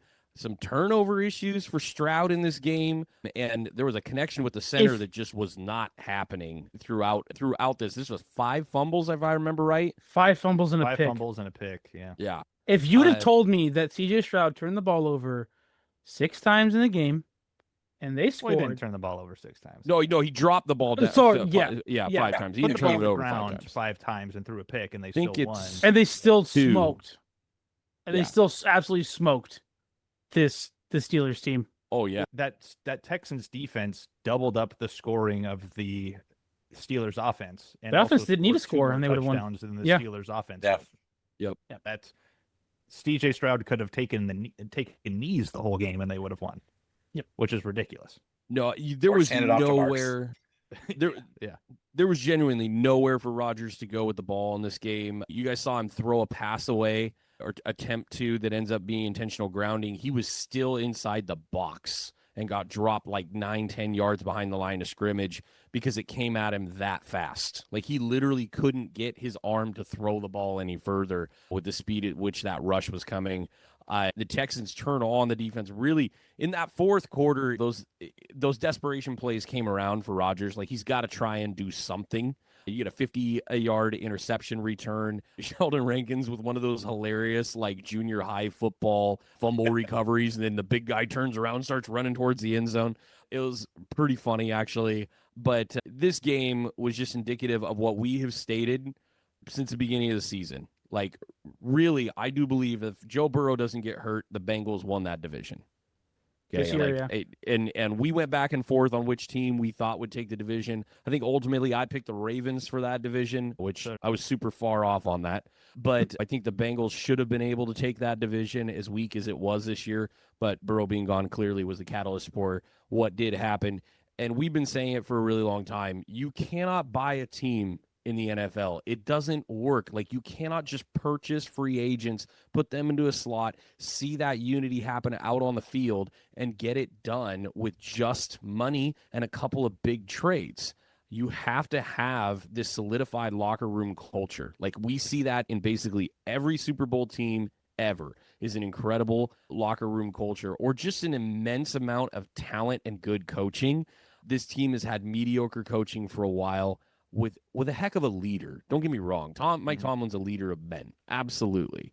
But pretty mediocre when it comes to how they handle football. You have to have an offense. This team, I heard this stat today. This is a Hembo stat. 77 games that the Steelers have exited the first quarter with 7 or less points. 77 games straight. Straight. With 7 or less points. Like 5. That's quarter. like 5 seasons. That's 4 or 5 seasons. That probably Dude, almost goes back to the last Big Ben seasons nearly. It Yeah, legitimately has been a horrific run. They are so conservative on the front end to try and establish that run first culture that they have been unable. Everybody knows what they're going to do. They're going to run the ball heavy in that first quarter. They did in their first drive, and they go 5 plays, 30 yards, punt the ball. They do it in their next drive. And legitimately, you're just seeing more and more of the same when you watch them try and run an offense. They go 7 plays. Actually, they get that field goal, but it's that third drive, 3 plays, 5 yards, couldn't run the ball. They give up a touchdown. Then it goes to 7-3 there in the second quarter. 3 plays, 0 yards is the next one. 8 plays, 4 yards on the next drive, and that was after the fumble turnover. So they basically just turn around and kick the ball. Like, they could not move the ball in the first half. And it's just the ineptitude of this offense and trying to make all those pieces fit. A $30 million wide receiver who's not worth $30 million, as we witnessed. Had a massive drop. Massive drop in this And then didn't game. get And that was the targeted for, turning like, point. the rest of the game, basically, Yep. after that. Yep. Classic Aaron Rodgers, but yeah. Yeah, you're done with me. You're dead. Oh, yeah, dude. Just screaming down the field the entire time. But, I was man, like, oh, it makes sense why DK and AJ are buddies. yeah, Always. it does. Yep. But legit, I just want to say no one wants to play the Texans. Nobody. All of us as NFC fans over here, we are so glad that team's on the other side of the bracket. Want nothing to do with that defense. It's We a already nightmare. beat them, but I get what you So mean. do we. We smoked them. Cool. They're terrifying right now. And no, I loved what I saw out of that defense, and that was great playoff football by them. In the end of this, though, I mentioned it already. Tomlin, with the mediocre coaching, all the props to being a leader of men, he did the right thing today. Like, he genuinely did the right thing. Mike Tomlin resigned after 18 seasons as the head coach of the Pittsburgh Steelers. He's stepping aside, going to take the year off from coaching and allow them to move forward. I super respect when somebody sees where they're at and can be honest with themselves and doesn't need somebody else to tell them it's time. And I think the awareness of Tomlin to do that in this situation and to do it in a way that was really honoring to the organization that gave him all the latitude that they did and the opportunity that he's had was as classy as it gets. Loved how that got handled, and wow, way to be a bigger man in this situation and just realize where you are and what the team needs. And you want to talk about being a team first guy. That was the epitome of it when the head of the team quite literally goes, hey, it's time for a new voice. I understand. It's no longer me. And way to walk out into the sunset, man. I super appreciated that.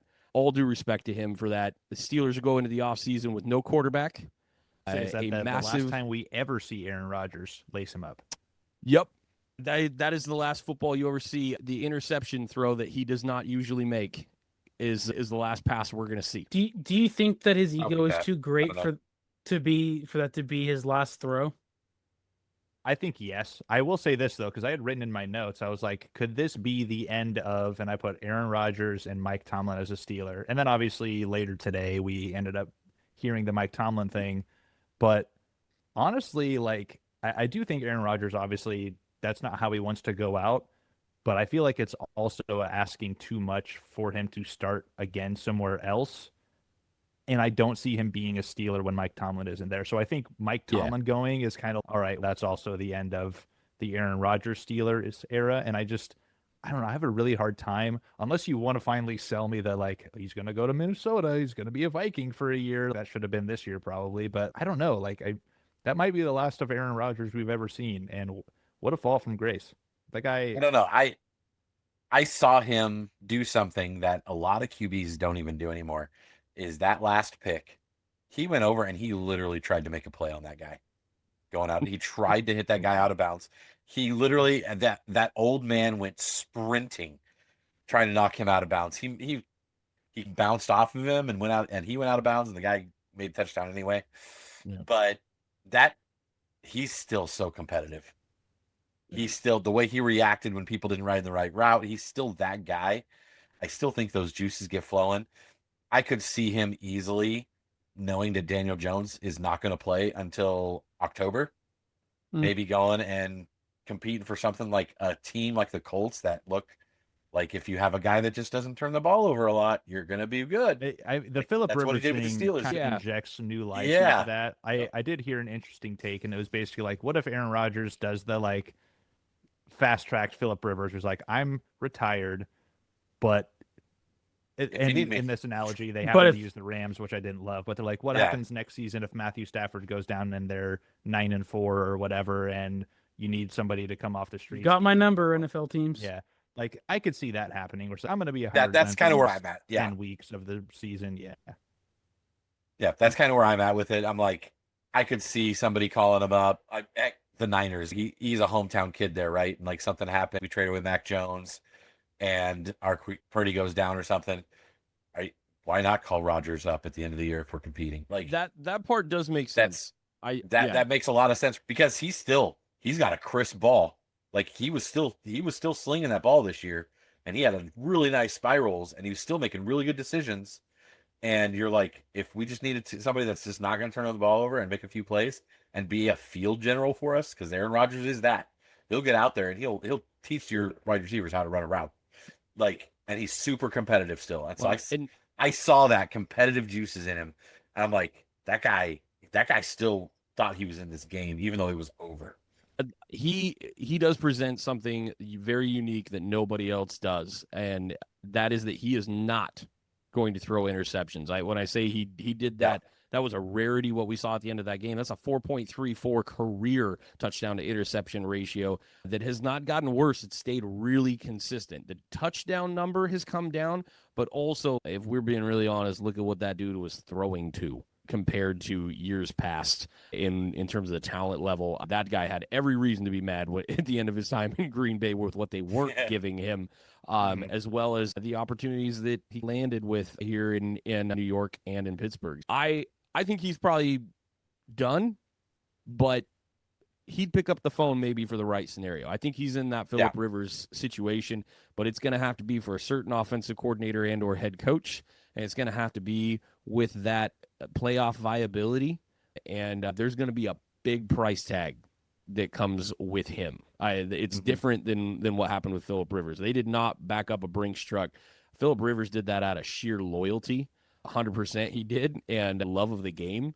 Aaron Rodgers is going to need a few dollars to get him back out on the field. That'll be a little different for sure. Yeah, we're going to get into pick 'em right now, and super pumped for this segment and to update you guys on where that game is at. Real quick, there's something I want to do here because I'll end up dropping for pick 'em to make some room. But I texted you guys this. I felt like it would be a good quick conversation, but it's just guys who stepped up in the first round and guys who need to step up in the second round. So I'm going to blitz through the guys who step in the first round. You let me know if there's anybody that you think I missed, and then we'll do real quick the same thing for the second round because I do think that there are some good narratives here. And I also want to tip my hat to some of those guys that I think in that first round really stood out to me. First was Josh Allen. Obviously, don't really need to talk about that in a week where quarterbacks were completing sub 60% for the most part. Dude completed 80% of his passes against that defense.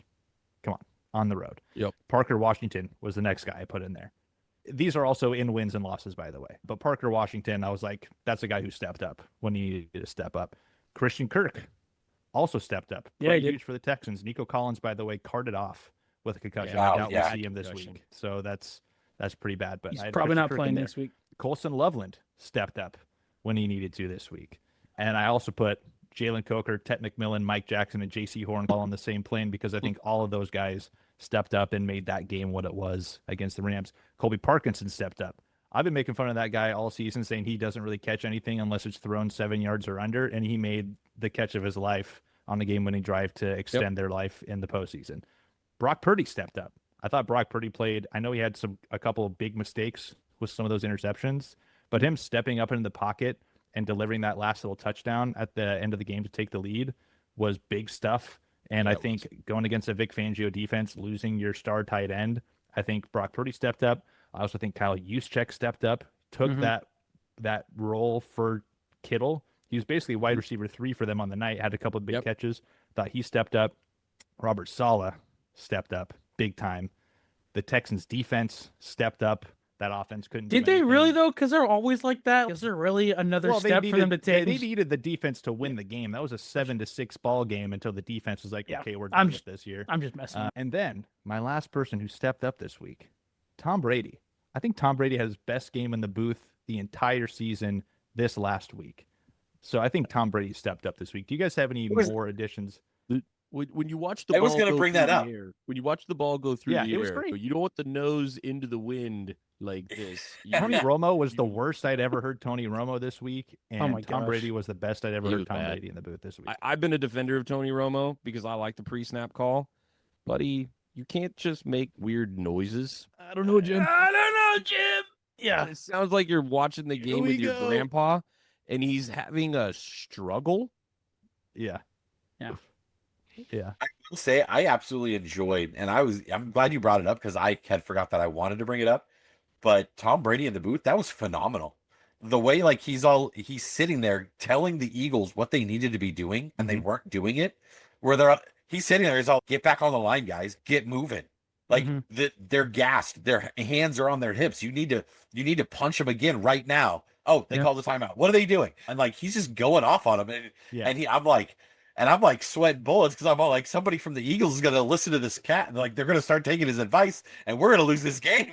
Even I could see it. I'm watching it. I'm all like, Tom Brady's absolutely correct, dude. Tom Brady at near the beginning of the game was like, they need to have an up-tempo offense because there is no depth to this defense. Yep. The 49ers have zero depth. If you can up-tempo them, they will gas and keep be them done. on the field. Yep. One thing you got to go and not let him replace anybody. And he said it like 20 times throughout the whole cast. And you could see it towards the end of the game when they actually started doing it. And you're like, whoa, they're actually moving the ball a little bit now. Like it was phenomenal by Tom Brady. Everything he did was great that night. So I'm excited because I think the Seahawks Niners is going to be Kevin Burkhardt, Tom Brady, because that's the Fox game. So I imagine nighttime Fox on game. Saturday. Yep. Well, it's a Fox game. Do they not have a Sunday one? No, I was looking at it. Fox doesn't. Oh, okay. Then that would be it. It's CBS and NBC on Sunday. Oh, wow. Sure. That should be them for sure because you're going to send out your best unit, which means Greg Olsen gets hosed, but that's fine. Did we have anybody else we wanted to include in the list of guys who stepped up that maybe I missed? I think Dave Canales. I think it should just incorporate Panthers. You can pretty much say anybody on the Panthers. Just them coming in, being clearly the biggest underdogs for sure, and putting his team in a position to potentially win that game. Their defensive coordinator did not step up, but he's the offensive guy. He does the play calls for that. I probably say him, and then I also do think Matt Stafford with that injury to his finger when they needed to, because there was like in the beginning of the fourth after the injury, what do he have? He had like 7 or 8 straight incompletions, which was like the most in his career at one point. I think even more than that. Yeah, it was the longest incompletion streak. And so for him to, which I know, like if there's one thing you can say about Matt Stafford, he's tough. That was it the jacked up shoulder. Oh, yeah. And when he was at Detroit, for him to step up, and then the special teams failed him. The defense failed him. So for him to come in and then snatch those guys' hearts, definitely got to give credit to him. But just because of like the injury and that kind of stuff, because otherwise he played really well. He's played well all year, but just to do so with kind of the injury and a lot of the momentum. I was listening to that game, and that momentum was shifting to the Panthers, and he was able to come in and stop the bleeding. Yeah, it was rough. And I got two that are obvious because they had to do it to win. Is the second half Drake May and the fourth quarter Caleb Williams. I put Caleb Williams in parentheses next to Colson Loveland because I was like, those two Loveland had definitely, the dude at Michigan. I thought he'd be a little bit more productive during the season, but man, that game, dude, Chicago needed him and he showed up. But like Drake May came out flat, but boy, did he pick it up in the second half, and he was that throw to Hunter Henry was perfect. Perfect, exactly. And but I think you nailed it for the most part. Like that, those are like the big surprises, and then the two I just kind of added. I wanted to kind of like they should have, they should like have. Josh Allen, like obviously was going to step up, but Parker Yeah. Washington, Christian Kirk, and then a couple of other like big names, small names. I Oh, did include Olave, not Olave, Cooks. Brandon Cooks. Oh yeah, the Brandon big Cooks catch. did step up. Dude, he did. Yeah, He real had quick, like while we're 2 here, really huge catches. I didn't get to mention this during the game. The Bills currently only have 3 healthy wide receivers on the active roster after the ACL tears of Gabe Davis and Tyrell Shavers. It's Keon Coleman, who was benched 4 times in the season, Brandon Cooks, who joined the team 6 weeks ago, and Khalil Shakir. So something to watch there. But yeah, Brandon Cooks was massive for them down the stretch in the regular season and in the postseason. Guys who need to step up in the second round. This is where I think there might be some more names to add here. I've got a big one. Okay. Okay. Let me run through these and then we'll see. Okay. I got Devontae Adams playing against the Bears. He used to be on the Packers, playing in Soldier Field. Had a couple of drops this week. Got to step up if we're going to get through this week. We can't just spam the Puka button. We need you.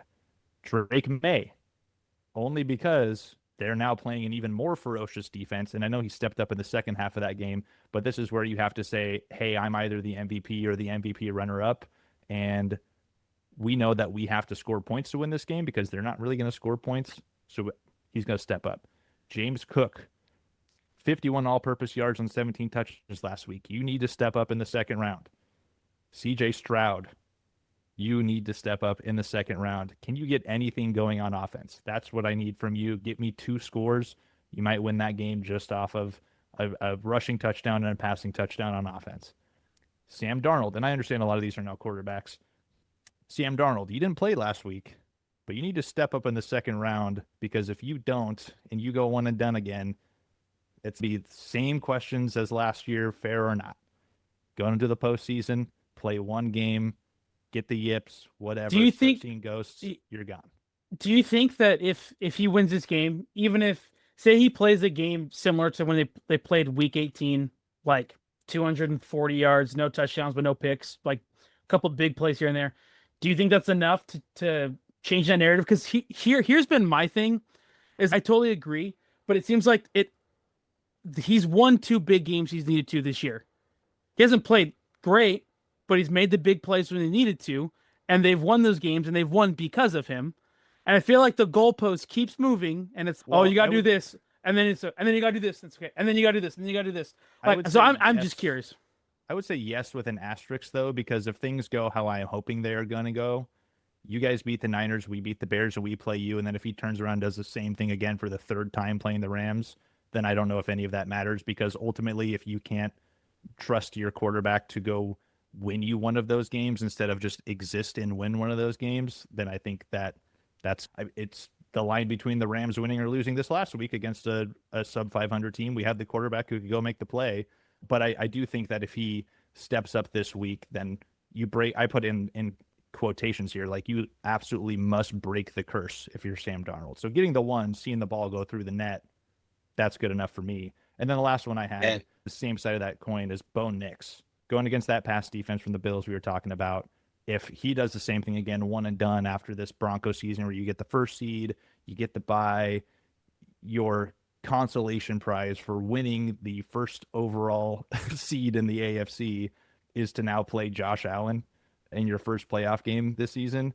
If he doesn't step up in that game, then there's also going to be a lot more Bo Nix, and we will be very well stocked with Bo Nix stuff to start throwing out there on social media. But those are the guys that at least came to mind right now. That's where I kind of want to open up again for who do we think needs to step up in the second round, whether you had a bye or whether you played, who needs to step up this week?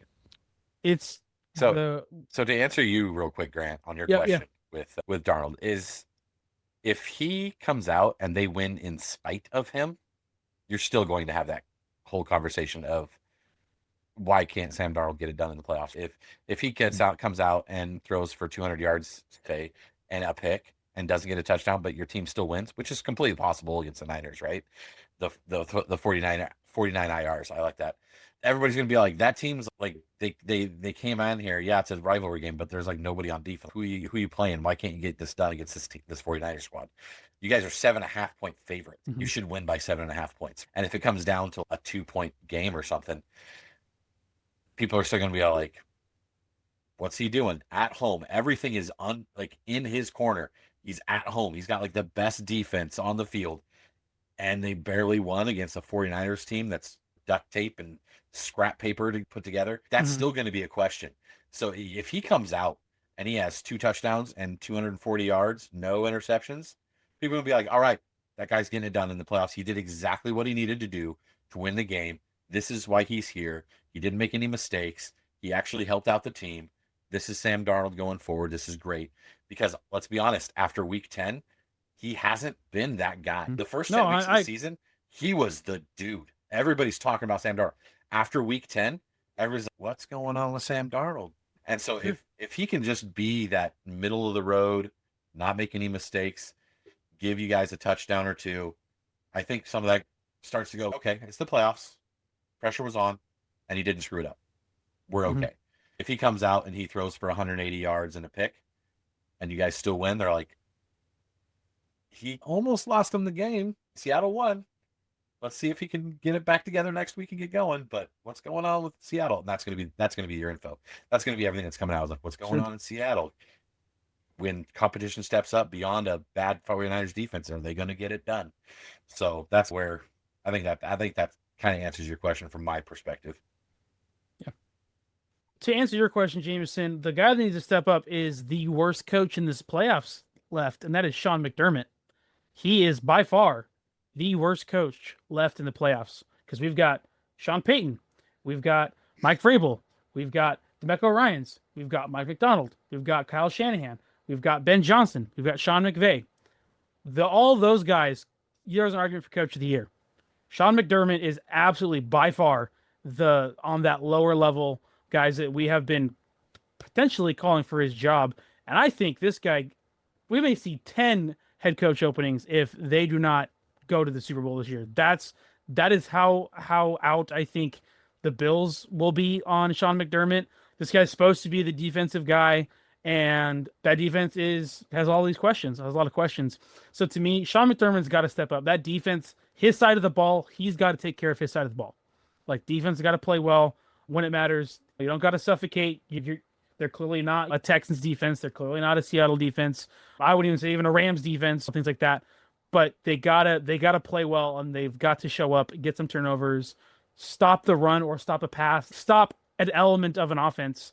Because Sean McDermott is clearly the worst coach left in this playoffs by far. So he's got to step up. Absolutely, he needs one more win. Yeah, and I'm gonna keep these up for next week too, and we'll kind of revisit. Okay, who actually did step up, and who won, and who lost? Yeah. So I wrote down Sean McDermott because I do think that's fair. And if you lose to Bo Nix this week, ooh, brother, yeah, get ready. Unless Bo Nix comes out and plays his ball, like, unless Bo Nix comes and balls out or something, like, yeah.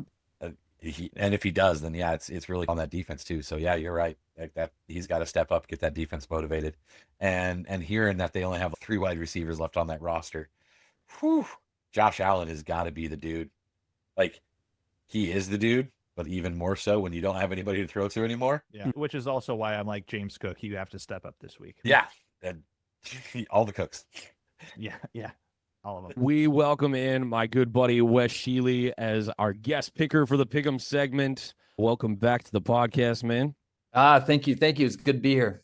He is in the middle of basketball season as a referee and traveling for games, but luckily had tonight where he was home with some family stuff and could make some time for us too. We introduced this game last week. We are picking all of the playoff games and the score of said playoff games as we go through each round. Sportsify had a really good week. Mike and Grant as well were able to get most of the correct scores or closest to score.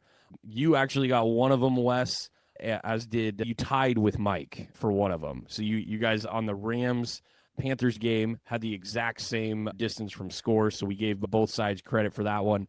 And then our youngest picker is the one who actually developed this idea, this game for us with Pick'em. So credit to John, who I know watches the podcast each week, and he'll be watching for us to announce his scores. So I just remembered I promised him I'd do that. So we're going to do his. But John's in junior high, and John only got one game wrong this last week, and as well did get one of the scores from the 7 grown individuals that have been watching football, all of us, for over 20 years. But he got that one, so he brought it home for you guys. The game is essentially 1 point for each correct guess in terms of winner and loser, and then 3 points if your score is the closest to the actual score. So here we go, running through it. We're going to start off with the first game of the weekend, which is the Bills at the Broncos. We just got done talking about this game a moment ago. We're going to start with Grant on this one. Grant, I know we have said many things about the Broncos and their inept offense. Are you sticking to your guns? I feel like I have to. Not necessarily because I believe it 100%, but if I'm going to trash the Broncos all year, then I've got to put not money, but my team's points, Sportsify's points, where its mouth is. So I am going to take the Bills. The Bills clearly have the best quarterback in the playoffs, not even AFC, NFC, best quarterback in the playoffs. I know I just said that Sean McDermott needs to step up. That Bills defense has been suspect. Obviously, the Broncos are the more complete team, but I am going to take the Bills. That's going to be 24-14. You seem to feel so good about that. That was happen. very hesitant. It was, but okay. Part of it is because with the scores, I'm freestyling. I'm coming up with the scores as we go. I'm trying to not think about it. I'm trying to go with my heart here. So 24-14 Bills. Okay. I'm next up on the list. I am going to go ahead and take, which is hilarious. We had all this time for me to go get it. I wrote all mine down on a sheet of paper. This is in the other room. But I'm going to go ahead and take the Bills as well. I'm going to do it in a 27-20 fashion. I like it right around in there. If the Bills are going to win this game, it's because Josh Allen helps his team score 4 or 5 times. Like, that's just, it's got to happen. And let's see if that Broncos defense is a little rusty after having the extra week off. Wes, we take it to you. Yeah, Bills have Josh Allen. You said it's best quarterback that's out there right now, but you also have the best overall seed and record and home field advantage with the Broncos. So I'm going Broncos 27-24. Broncos country. Let's ride. Like the score. I think if they're gonna win this game, that's probably a magic number, because I don't think they can slow the Bills offense that much. No. You and I are only 3 points different on our score. Grant agrees with how much you think the Bills are going to put up. So it's really, can that offense get it done? And maybe Sean Payton's had enough time. Who knows? Or you pay off the refs. Yeah. They got that happens. Yeah. They got Walmart money, dude. They can get it done. Sean is going to take the Bills 24-21. So he's just got a slightly different score. I think his score is safe. Is that correct? Yes, because Mike's taking the Broncos. Jamison took he's got a 1 point difference. Jamison's got the Bills 24-20, and John took them 24-21. So we'll keep that. We'll do the snake and go back up. I'll just announce Mike's score. Mike's already got his in here. He took the Broncos 24-17. I am terrified, Jamison, that we picked differently than Mike. That's never good. But John, in our next game, my bet, next game is the 49ers Seahawks is what it is. Saturday night football. 49ers traveling to Seattle. In this game, John is taking Seattle 17-10. John, a noted Seahawks fan. I'm just throwing that out there. But Wes, you are next on the list on the snake. This is like the game. Oh, I'm surrounded by 49er fans right now. I just realized. Yes, yeah. You are current. They've split it. And honestly, Grant, I've been going back and forth because the Niners, diehard Niner fan, but Seattle, man, owned the Niners in the last game. And the Niners, without Kittle, going to Seattle, I have the score 23-20, but I'm sticking with my Niners. Oh, there you go. He's buried it a little bit. There you go. That's hilarious. They're playing for Kittle. They're playing for 85. Well, that's hilarious because unknown to you, Mike took the 49ers 24-20. We're on it, Mike. Feeling pretty good. So I'm in the same boat, dude. I've been going back and forth a ton. I was ready to accept defeat this week. I said that earlier in the episode. I was totally prepared for the season to end and really grateful for the season. Genuinely, we've had so many injuries, and I said it already today. Shanahan coaching the best he ever has in his career. This has been amazing. I was ready today to come on and be like, hey, it was a good ride. And I said it in our text group. I think the 49ers are going to lose this game against Seattle. But then this happened. Okay. 5-4 showed up today. Okay. 54 came out onto the field. His presence is there. He's not the playing, magic bro. is back. Fred Warner is there. Okay, you don't understand. It's the difference. The best linebacker in the league is ready to go, and they want to give him one more shot. I'm going to take the 49ers in an epic 21-20. Like, genuinely, I'm going to love every second of this game, I think. I hope. And just because Fred is out on the field, I know he's not going to play this week. They're saying there was no way the doctors are going to clear him inside this window, but they opened the practice window on him today. Trent is going to be there. Ricky logged a limited today. That's going to be huge for the offense if he can get out there and get deep on the field. Man, I just got to believe at this point. It's that time of year. So I'm going to believe. I'm going to take it, possibly to Sportsify's detriment, but we'll see if we let the guests back in. I'm going to take the 49ers 21-20, like I said. I don't know, like, why, what has changed? The Niners have gotten worse since they played the Seahawks like a week and a half ago at this point. And the Seahawks Trent wasn't on the field. Trent wasn't on the field. That's, I don't think that would have changed the outcome of that game. I really don't. No, it wouldn't have. The score was 13-3. I understand. But the Seahawks held Kyle Shanahan to his worst game ever. And I don't think it, like, the lowest point total. There's an echo in the room. Trent wasn't on the field. Grant, one of the greatest baseball pitchers of all times, Greg Maddux, right? Yeah. He gave up a home run before the playoffs. Yeah. Just saying. Okay. I don't understand. You know what?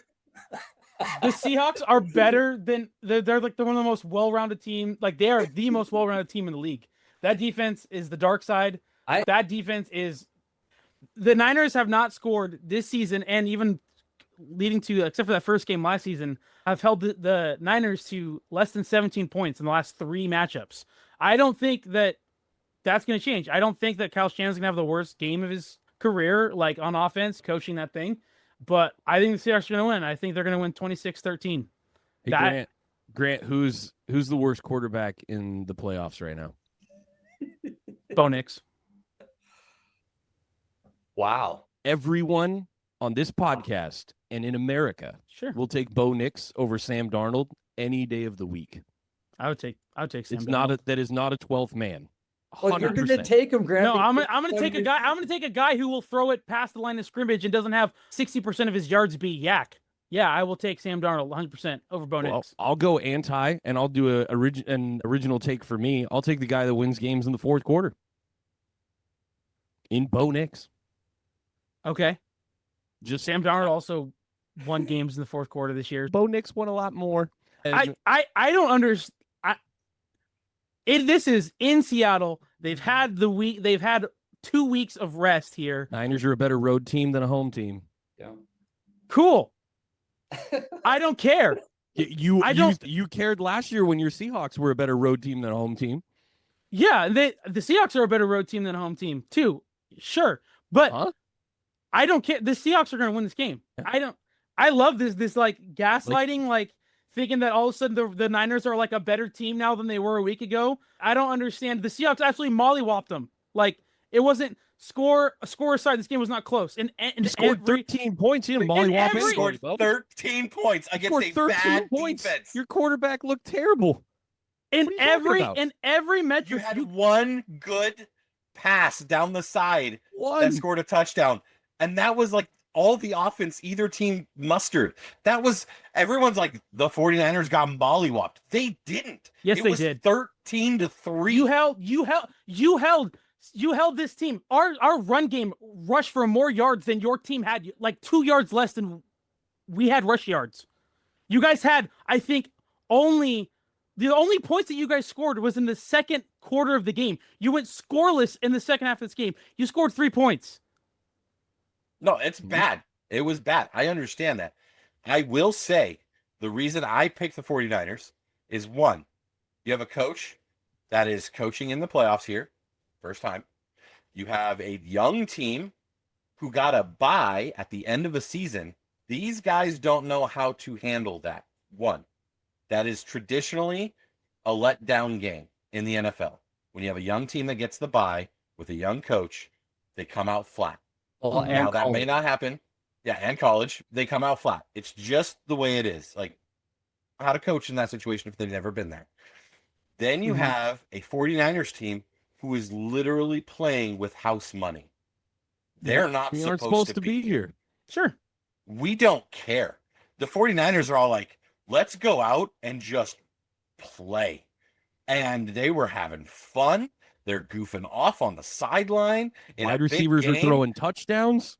Yeah, like this is why I think the 49ers have a very good chance to win this game. I think this is going to be a very close game. I don't think it's going to be like this crazy, like they get crushed. It could happen because they're not even supposed to be here. They're so injured. There's so much going on that the Niners are they're just playing with house money. And So- Shanahan's been here. So this, I understand. All of those things bring that to level, and then let's see what happens. And then you have Sam Darnold, and there are questions around Sam Darnold. Relevant. Better questions. quarterback is on the 49ers team. He's on his fourth and very last team. Fourth and last. Now, team? I think hopefully he's there for another 10 years. We would love for him to be there for a really long time.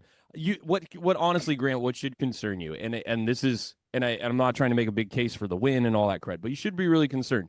In your last game of the season where you had to have it, you went 0 for 3 in the red zone. And Yeah, that should really So be terrified. we left 13 points on the field for sure because Sam Darnold missed Zach Charbonnet on the opening drive. That's 7 points right there, or 6. But I'll say 7 because Jason Myers has been perfect on extra fair points. enough.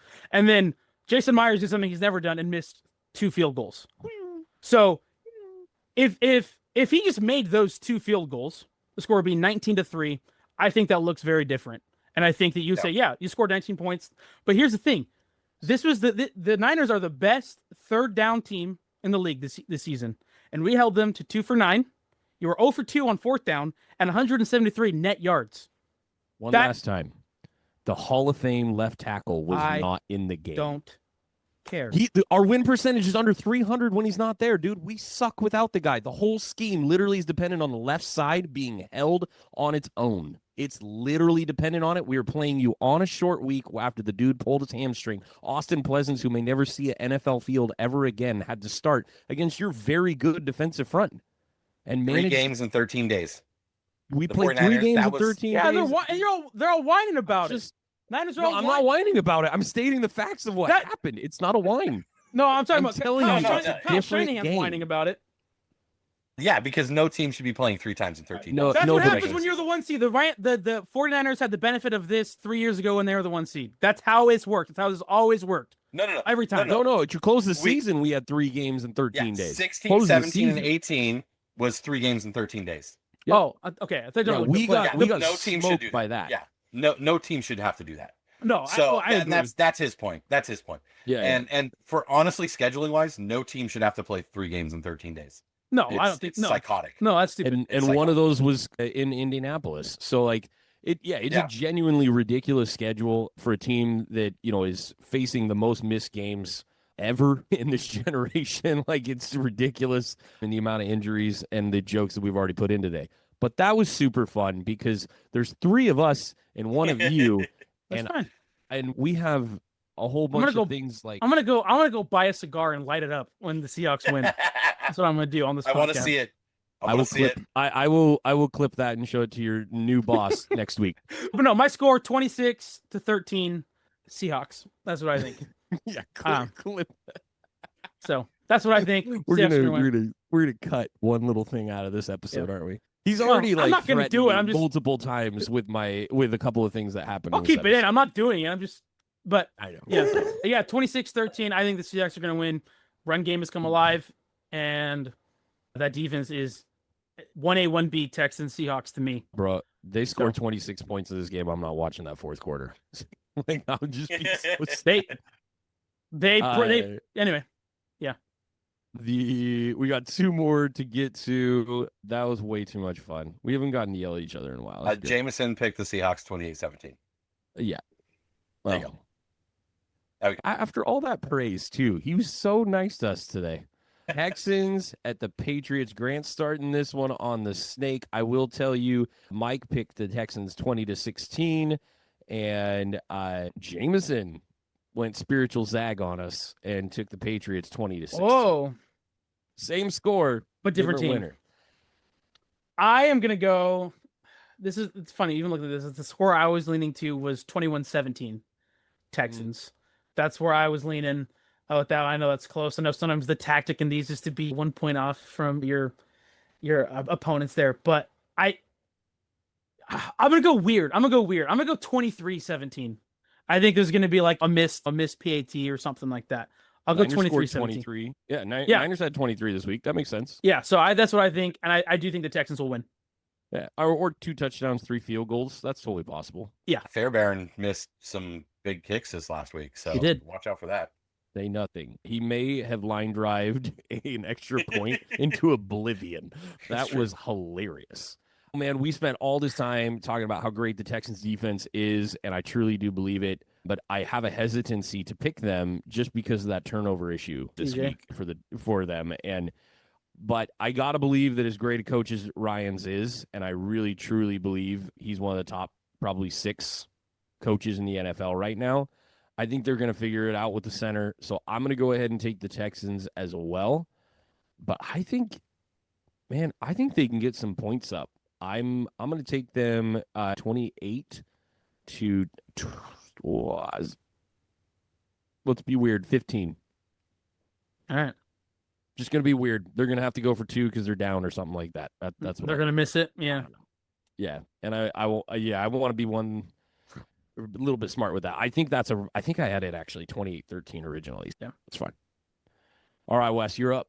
All right. Yeah, Texans are playing very well, but I think I'm going to go Patriots on this one, 24-17. Okay.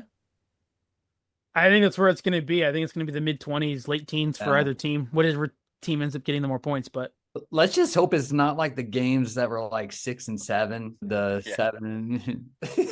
I think that's 2 of these jokes already made already on that. So we're just gonna add a little joke. We're gonna do a joke 6-7 segment.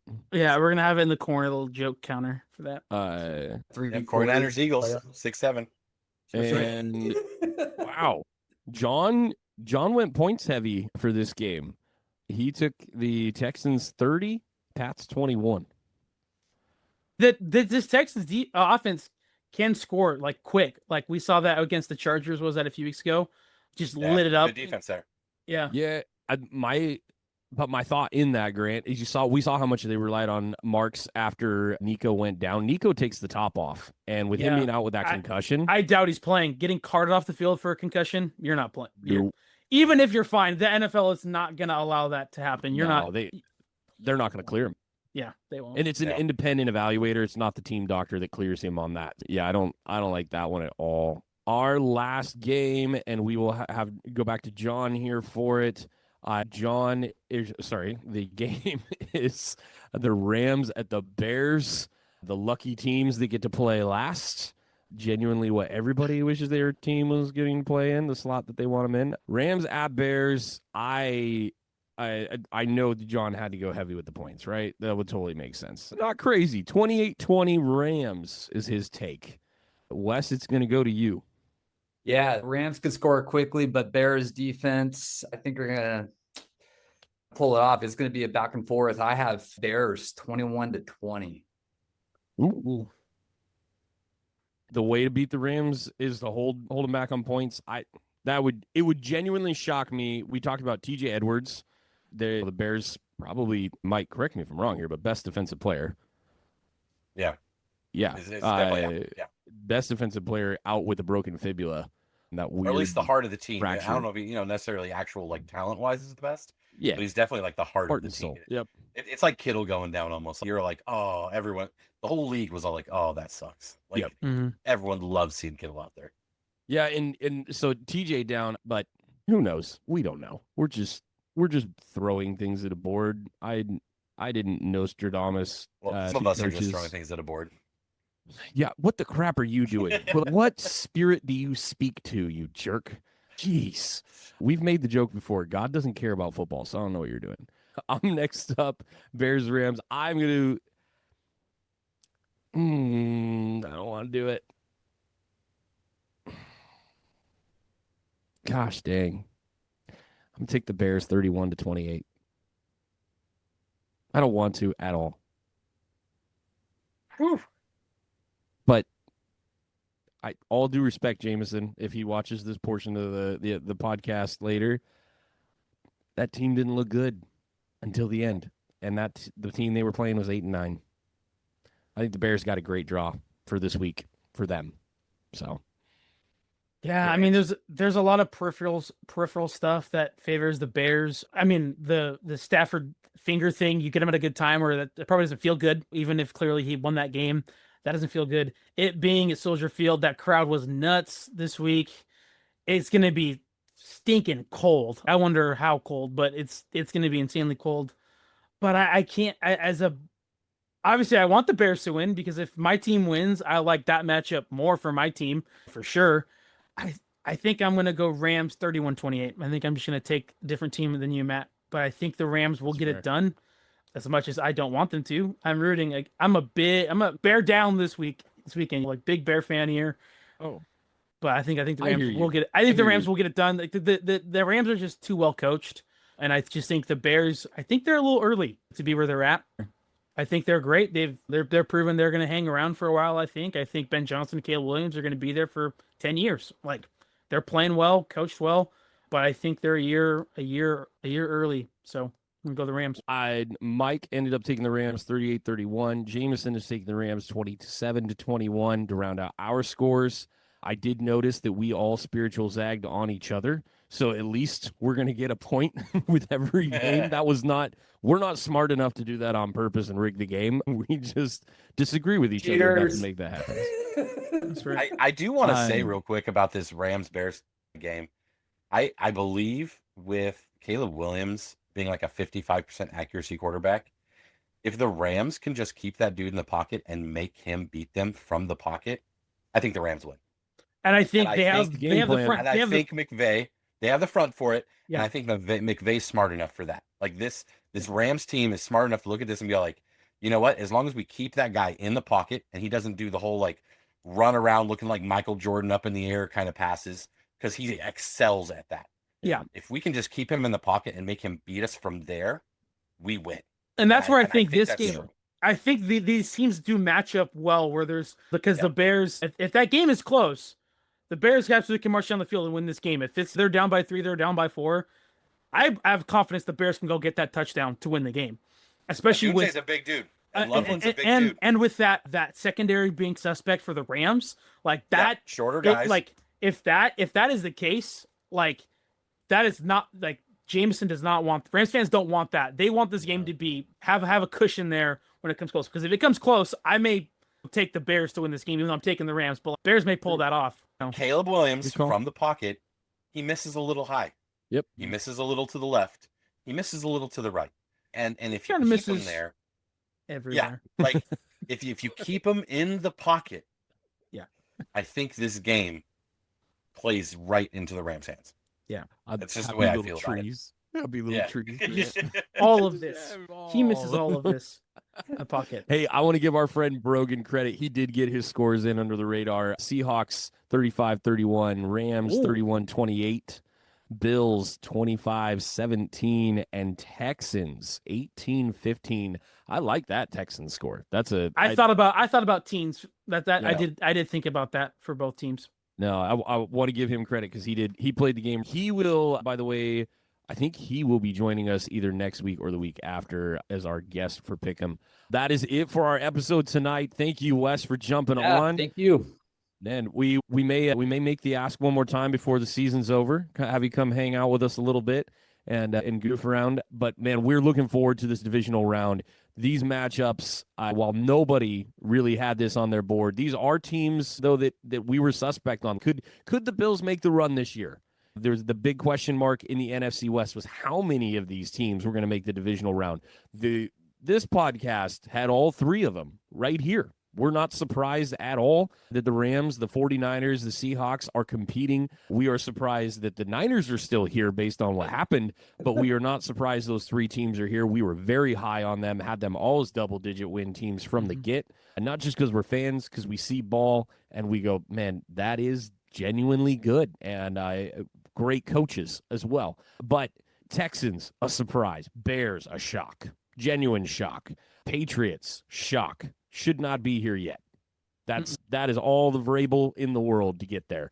And with the Broncos, some of us were a little higher on them than others. This guy may not have the said, 1 seed.